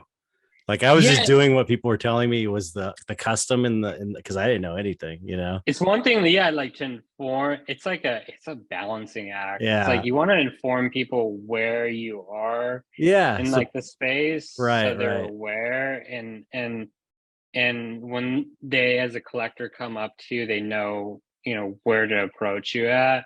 But then it's another to be like flaunting it and showcasing and being all MTV Cribs about it. Yeah, that's just I just had to say that because that's another thing. But you know, for every thing I don't like about it, there's all the it's more like the thing that I love about it is aside from the really good art that's there, the good stuff, and the potential, you know, that's the most exciting thing. It's like the things that haven't even been thought of yet. Yeah, You know, yeah, that's exciting new for someone. ground. Yeah, for someone with that has like a good imagination, that's creative. The idea of creative potential is just like it, you know. Yeah, So it's a new avenue for artists and to kind of think stuff differently. I mean, some of the stuff I noticed, even like the one-on-one, I feel like there's artists that are doing interesting things where like Sam Spratt, yeah, his stuff's great. where, His stuff's yeah, great. amazing, super talented, Yep. like digital painter, but like I think everyone that bids on his piece is able to get a unique like an Right. illustration from him or something like that. Yeah, yeah. I love And this. that's, yeah, not that like is inspiring. That's like refreshing, Yeah. and I can see him and like enjoying that, wanting to be able to give a nod and a thank you. Or there's just so many, I feel like even untapped things you can do as an artist. And I think that's a really cool example right now with what he's doing in the NFT space. So Right. Yeah. super Yeah. dope. I can't, I'm so excited to be able to do that sort of thing, you know. I To still experiment and explore. yeah, yeah, yeah. I gotta yeah, I've gotta I have to sell more to be able to do that. You know, I've got to get in a You know what I position mean? in a better position to where I'm able to do that because things like extras, they take more time and you know, you know, time is money. It's like Yeah. so but like I said, I'm in for the long haul. I didn't, you know, I didn't expect, I just thought it'd be, you know, cool to talk. We didn't mean it to be an NFT show. It's just what we're both into right now. You know, it's like Yeah. I was just, you know, we were just thinking it'd be cool to catch up and stuff. But so I don't want anyone listening to think that Yeah. we're just like shilling for NFTs because that really wasn't the case. It's just like, you know, you're another NFT artist, and I like, you know, we like to talk about what's going on in Yeah. our lives. You know, It is interesting. Yeah. Like as an artist, like NFT aside, to like be able to like navigate. I mean, you come from like an older generation, and but we also connect on certain things, and yeah, things like resonate, and we get where we're both coming from. And like, yeah, it you can't help but like you like it affects like artists these days in some yeah, way, yeah, not yeah, even yeah. if they're involved or not. It's just like it's Right. there. It's something happening in the art world right now. It's a big thing that's happening in the art world right now. It's like, you know, people are going to Art Basel, a lot of For different NFTs. reasons. Yeah. And a lot of NFT stuff's happening there. So it's like, even if you're not into it, it's good to know about. I'm very self-conscious about about talking about it. I've been talking about it since I've been in on probably every Yeah. podcast that comes up, and I'm still like insecure about it because there's still so many haters of NFT haters. It's like, How does like your people, like the people that listen in, like how they feel about like I listening in and I talking mean, about it? I haven't talked to the only people I've talked to that listen are like people that are friends of mine that also Yeah. listen, and they've all been really interested about it, and I don't think they have a problem with it. So I guess I probably shouldn't worry about it. I don't know. I just I can't. There's an I element of NFT that's so cringe. Yeah, I know, But and then it's like there's part of it that's cool. I know, I know. It's but I always bring it back to, yeah, that's the world. That, or that's America. You could say that about anything. It's because the Yeah. space is so huge and there's so much potential that there's all this like bullshit in it and Yeah. cringiness and You can go to stuff New I York City and be like, "Ah, I yeah, love this part." But right, man, right. that one street was cringe, you know? Yeah. Super So yuppie. yeah, yeah, exactly. So Like Brooklyn sounds like, yeah, you might like Brooklyn's art scene, but for no way you're gonna go down to like Times Square because yeah. it's cringy, touristy, Yeah. to each to their own. But I think, yeah, for you and me, it's just like totally here for the art and Yeah. making It's cool shit. yeah, it's exciting. As an artist, it's exciting. And I mean, I want people in the audience to you know, to see how cool it is, because it's cool, because you want to share something cool. That's like Yeah. I'm not trying to sell to these people or anything, at all. It's like I feel like I'm sharing something I think is really exciting, and so I keep talking about it because it's exciting and it's cool. So People get to see a different side of you where you're like animating pieces. Maybe yeah, artists were familiar with your paintings, but now they get to see the yeah, more yeah, animation process. So yeah. I've been doing it on my Patreon a little bit. I'm gonna start. yeah. I showed how I animated my paintings. I did on my Patreon as like a tutorial, so people are into it. So it's probably just me, getting being self conscious, and I shouldn't be. I always do that. I'm stupid. Nah, it's just not at all. Yeah, I get pretty self-critical too, for sure. And I mean, it's a bit different for me where it's just like my art was publicly already digitally native, so Yeah, it, right. it made Yeah, sense for you're kind of people. halfway there, already. Yeah, But for sure, where you're like, oh man, art's flying off the shelves, and this is a big boom market, and you get inflated ego and you expect, things just right. to be like that. But in the back of your mind, you're like, this isn't like gonna always be like this. But you're hopeful that, as long as, you make cool shit, Yeah, pretty exactly. pretty or disturbing pictures that people like, I think people always come back no matter what. Yeah, yeah, yeah. Yeah, I just even if people aren't into it, they shouldn't be hating on it, because the potential, if you love art, there's a lot of amazing art in that space, so as an art lover, you want to be able to take the good out of it, Yeah, because some people just like hate it. They just hate anything to do with it, and that's all there is to it, and they won't look, they won't, then it's like you're missing this amazing. It's throwing out the baby with the bathwater is the expression, I believe. It's like, you know, if you, I mean, yeah, you can't just be like spoon fed. You have to dig and yeah, find. yeah. Yeah, But that's like with life. It's like everything sucks. Popular music, popular anything. yeah, Most of it is shitty. And then you have to dig and find the good stuff. That's just the way life is, yeah, I mean, yeah, yeah. Like music, like growing up. I mean, it was always like, it was MTV, but then like for me, it was always like MTV2 had the coolest stuff, Right, and you just right, right, right, hung around long enough, there might be something cool that pops up. right. Yeah. And then Yeah. it turned into, and torrenting and Napster and all that stuff.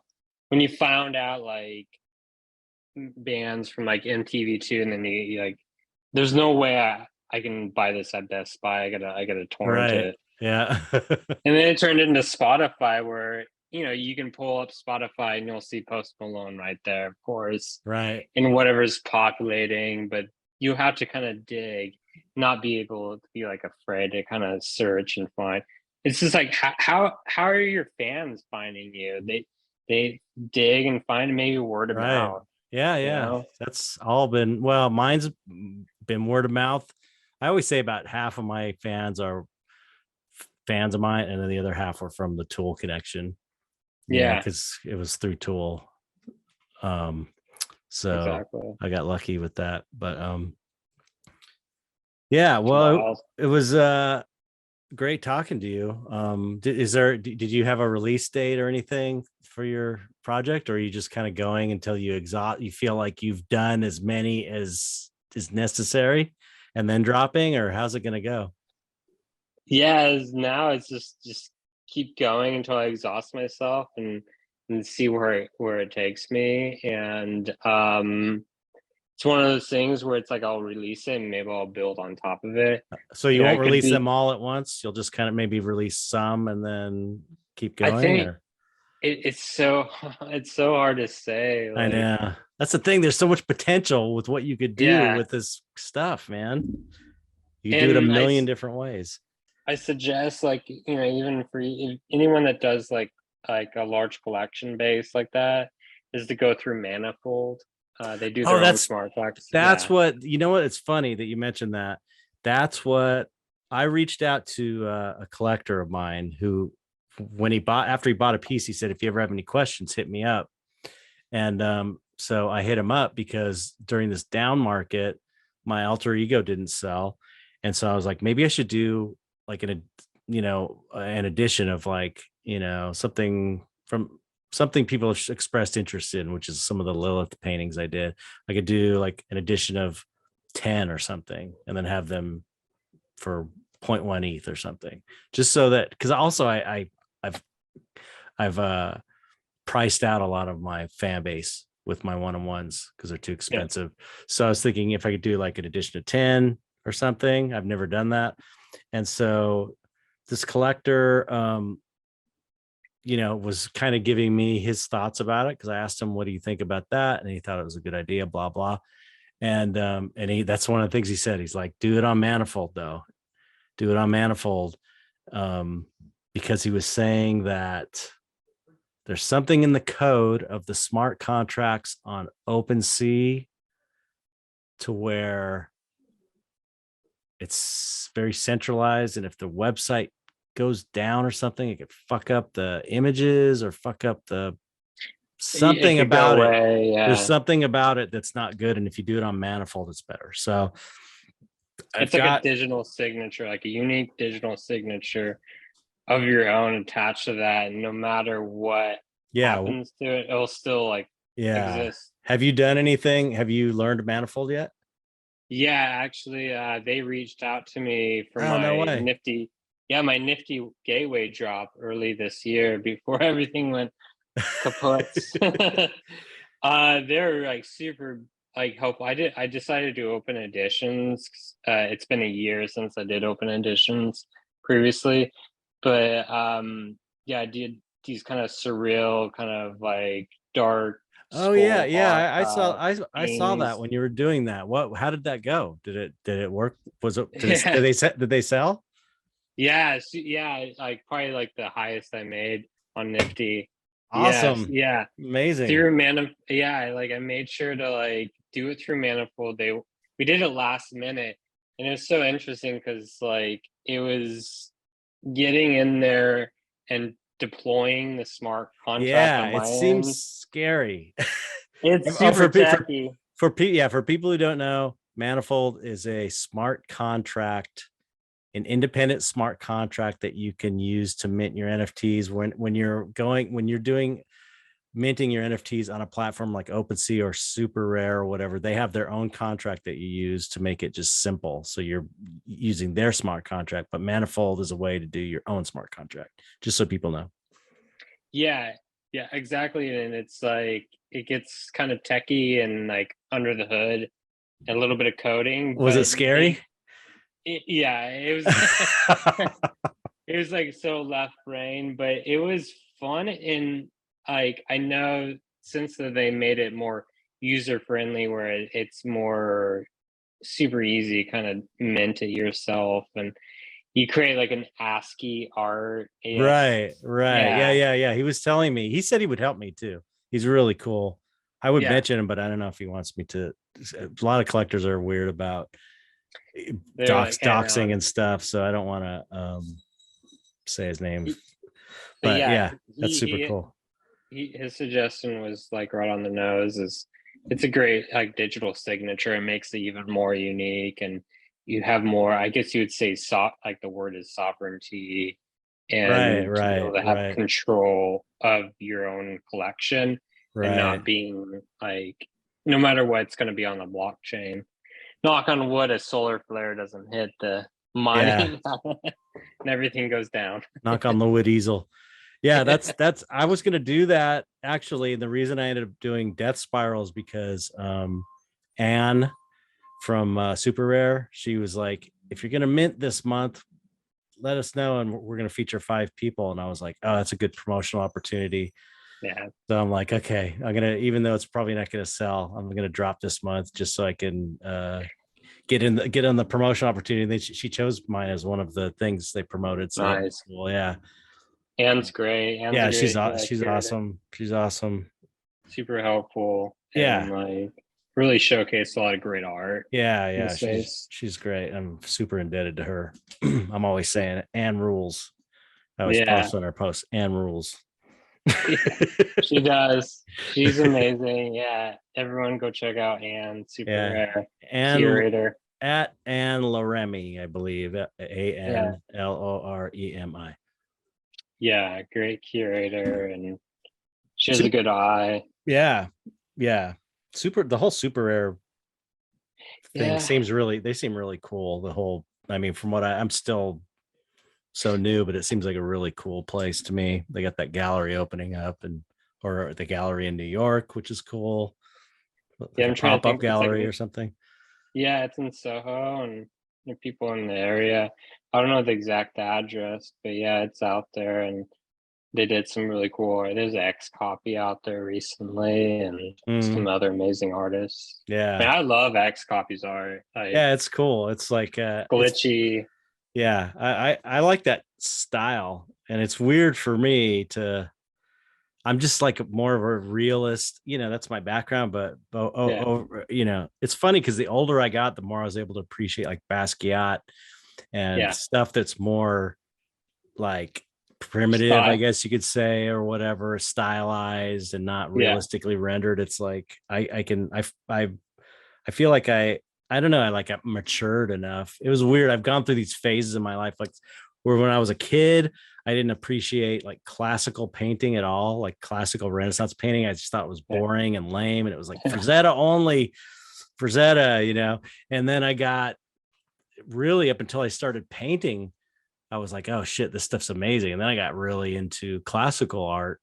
And then as I got older, I was able to appreciate more modern art and like Andy Warhol and Basquiat and these types of conceptual postmodern kind of stuff or whatever. Um, might be just like a resurgence because I feel like in the late '90s, 2000s, like even as like a young kid, it felt like a lot of interest in art was yeah, kind of maybe like photorealistic. yeah, yeah, yeah, right. Photo, like correct anatomy, and I think it's gotten to a point, people like make graphite drawings where it's like holy shit, it looks like a photo, Yeah, yeah, or paintings, but sometimes it doesn't hit the same way as when I was younger, and now it's like right. seeing things that are more, like you were saying Basquiat. Like Yeah, I mean, I didn't that's, grow up knowing him much about him either. yeah, me either. It was always kind of like stuff that always, and still my favorite stuff is the stuff that's kind of like even like Dali or stuff that's rendered, Yeah, even if it's weird, if it's like looks right and rendered. But I do think it's kind of cool to see or abstract art. I saw this great documentary on this guy, Gerhard Richter, who does like just these abstract paintings where it's like he's painting layers and using this big scraper across it. And it's like I always just blew that stuff off, and just hearing him talk about it, I was like, oh, I get it. It just clicked. It was like, and he's basically saying it's not, it's art. It's just, it is what it is. It's not this deeper meaning about reality or just society. It's like, it's an image, basically an image that looks cool, You know what I mean? And it's like, that's all it needs to be. It's like, it has to give you the feeling. It has to be like you find beauty in it somehow. And it was like, I get abstract art. I understand it now. And that was like a Yeah, big thing for me to get overcome too, and understand, you know? yeah, because it just feels like maybe like at a glance, it feels just chaotic and like They're like, just they like a don't bunch of care, or it looks, or it's yeah. dumb or something, but it's like, But then you realize, oh, there's an emotion put into it, and maybe like the colors kind of draw out yeah, there's like a, a certain feeling. yeah, the thing is with art that's important is context. It's just like Yeah, Warhol. It's like I didn't get Warhol until I understood the context, like what time period he was coming out of and what he was doing with his art and where art was at the time. It's like then it was like, oh, and it changes how you feel about art. It's like understanding the context of the art, you know? yeah, yeah. What's happening at that time, and I think art is definitely kind of a mirror of like what's happening in Right. society, or like personally, like people become like this icon because they're such a unique character Right. in space and time. But there's also like people being able to make art that kind of reflects what's happening in society, not like being completely like political art, even though like I feel like political art is fascinating. We were talking about that Rob guy earlier where he did that grotesque render of like the Supreme Court justice, and it was like Oh all these yeah, yeah, fucked yeah, up yeah. Yeah, faces. that was It's great. like it's a mix of like horror art but political art, Yeah, and it has yeah. a lot to Yeah, say. that was I like that. Yeah, I just the political art I don't personally enjoy is when it's just completely beating you over the head with the Yeah. idea where it's just like that's a political cartoon. It's kind of like not the same as Like political art. how do you feel like about people? Like, because like sometimes he considers himself like as like a what the cartoonist panel and like making social commentary, but sometimes it's like maybe repetitive or Well, just it's the too thing is obvious. but he's doing one piece a day. So it's like That's what makes him interesting. you gotta cut him some slack on Yeah, him doing reusing it every day is assets and what stuff. makes It's him. like that's a artistic statement in itself, and it's kind of Yeah, cool.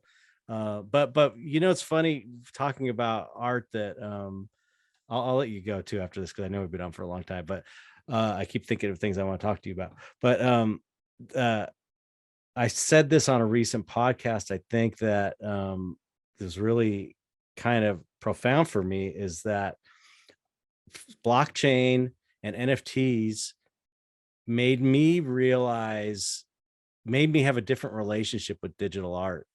Like, I've always been very like pro digital art, back I was doing digital art first. I was doing the animations, then I was doing Photoshop stuff. Like my first paintings were digital and I was selling prints because I was kind of following in the footsteps of my friend Cam De Leon. And because he was all digital, a Photoshop guy, and selling prints. And we were trying to get in galleries. We couldn't get any galleries because no one would show digital. And but what I noticed once digital artists started creating NFTs, that I kind of had this prejudice against digital art because it was like I was always like, yeah, digital art, but there's no original. You can't hold it. Just the typical things you hear from people. And it's like, I like oil paintings because you could pick it up. You pick the canvas up after you're done painting, and the canvas is a little heavier because of the paint. It's tactile, blah, blah, blah. And so I wasn't, so it's like I have my own, even though I was a digital artist for a long time, I still have my own kind of prejudice against it that I didn't realize I had until I saw it. I realized the feeling of minting things on the blockchain felt like it suddenly made it, I, excuse the words, but it made it like legitimate in the way that an original physical piece is legitimate because it exists in a way.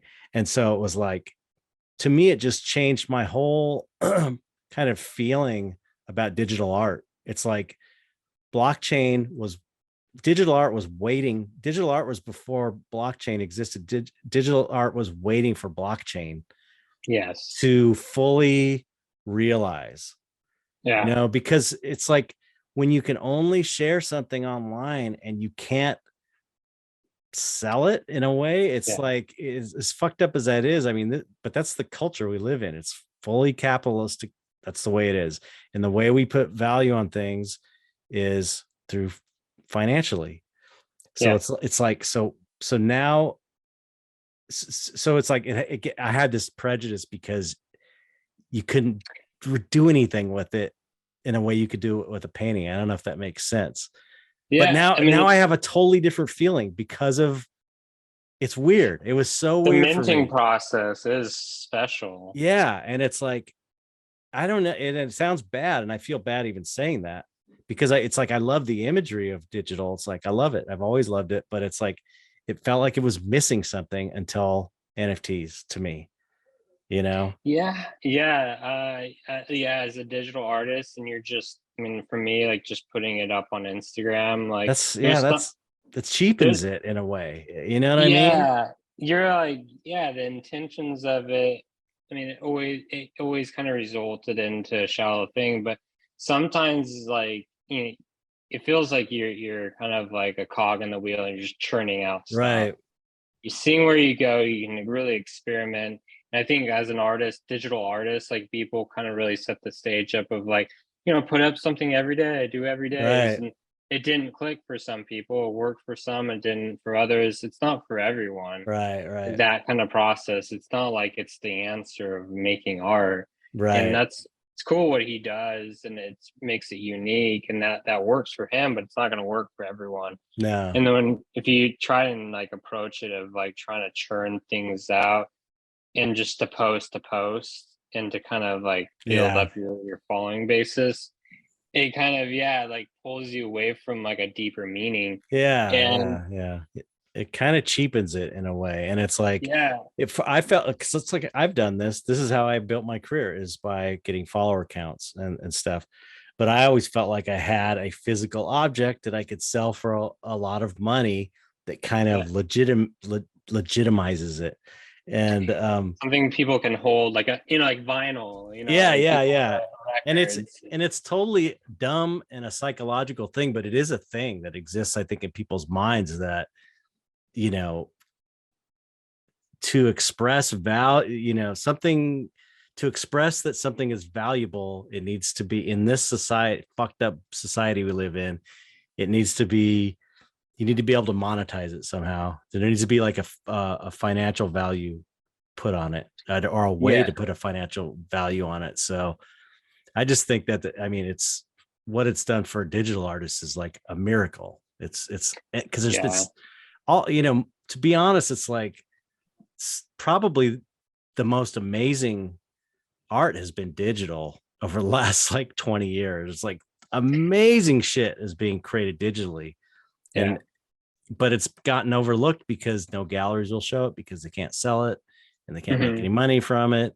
And so it's just been kind of like There's no this. market for it. Yeah, yeah. There's no way to really make money from it. There's no way to market it really, except for tutorials, or you could do prints. But even that, like prints are like a step down from an original. But Yeah. but now with NFTs, you got the original. You can say this is the original. It's so cool. And then you can combine it with like a physical painting too, and it Hmm. adds even more value. And like the painting, you hold on to the painting, and then NFT, like the value increases, I think, like for both of them. Right. And I think in ways, I think the physical becomes even more valuable, because it's Yeah. like that human Yeah. touch. It's just it's there's more of a story around the piece. It's more of a rich story Yeah. provenance around the piece. So I think like the public eye has like totally overlooked, which is easy because it's like in the news outlets of what NFTs are being portrayed. Everyone simply types in NFT, and the first thing that pops up is a PFP, a board ape, and Right. it's and things like art are kind of like in a bit of in the back burner, because I think people come into the space. It has more of a casino feel, and people Yeah. wanting to flip and to make a profit. In this day and age, people are trying to find other means to make Right. a Right. living. So Yeah. it's like it makes sense, but also there needs to be some sort of cultural like appreciation for art. So it's an interesting space to navigate, and it's going to be interesting to see where it goes. It's so unpredictable, I but know that's the other crazy thing. But it feels right, you know? yeah, Like deep down at its yeah. core. Well, just that, like for me personally, the fact that it changed digital art for me. It changed how I felt about digital art, and it was like it made me fall back in love with digital art, which I kind of like. I just gave up on it because I was like, I can't earn a living in it. I'm not a trust fund kid. I don't have money. Yeah. So it's like I Yeah. have to earn a living. So then I kind of fell in love with oil painting, and it's like it's given me like a second life as an To the artist, art. Yeah. to try go back to these roots, and at the same time do something new. It's just it's exciting. And so it's like, anybody that's out there hating, you're hating on all these digital artists who have been doing it for the love over the last, as long as digital art's been a thing. You're hating on them. That bugs me. You're hating on all those artists that are finally getting a fucking break, and they're finally getting the thing they need for their art to really fully manifest in the world, and you're shitting on them. I think it's just, people are like, oh, that's lazy, that's like tracing. Yeah, This no. and that, and maybe, honestly, that comes from a place of just not being educated enough of like how deep art can kind of go beyond like how it's made. How it's made is fascinating, but the meaning behind it and the emotional connection, I think, is pretty timeless. But we as artists, we love to study the craft and how in the process, and to be able to kind of mimic, but then in our own voices, that to have our own voices, I think is really important in this day and age. Right.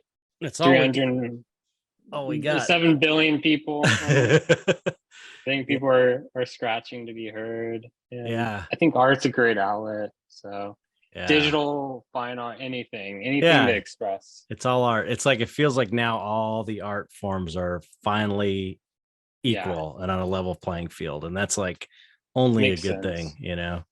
Exactly. So we're excited. As corny as it sounds, like all ships rise and all that stuff. All the corny sayings quotes are true. They're all right at the end.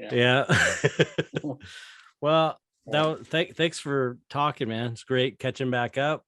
And so we're gonna have to wait. We'll just wait and follow you to see when you're gonna drop your project, and you don't know when yet. But Twitter's usually the best place to go. I mean, definitely Instagram, but on my Instagram and Twitter. That's the place to go to any updates. But cool. Keep an eye on that and do something for a bit for everyone. I don't want to cut people out. I want to bring people in. So doing collections.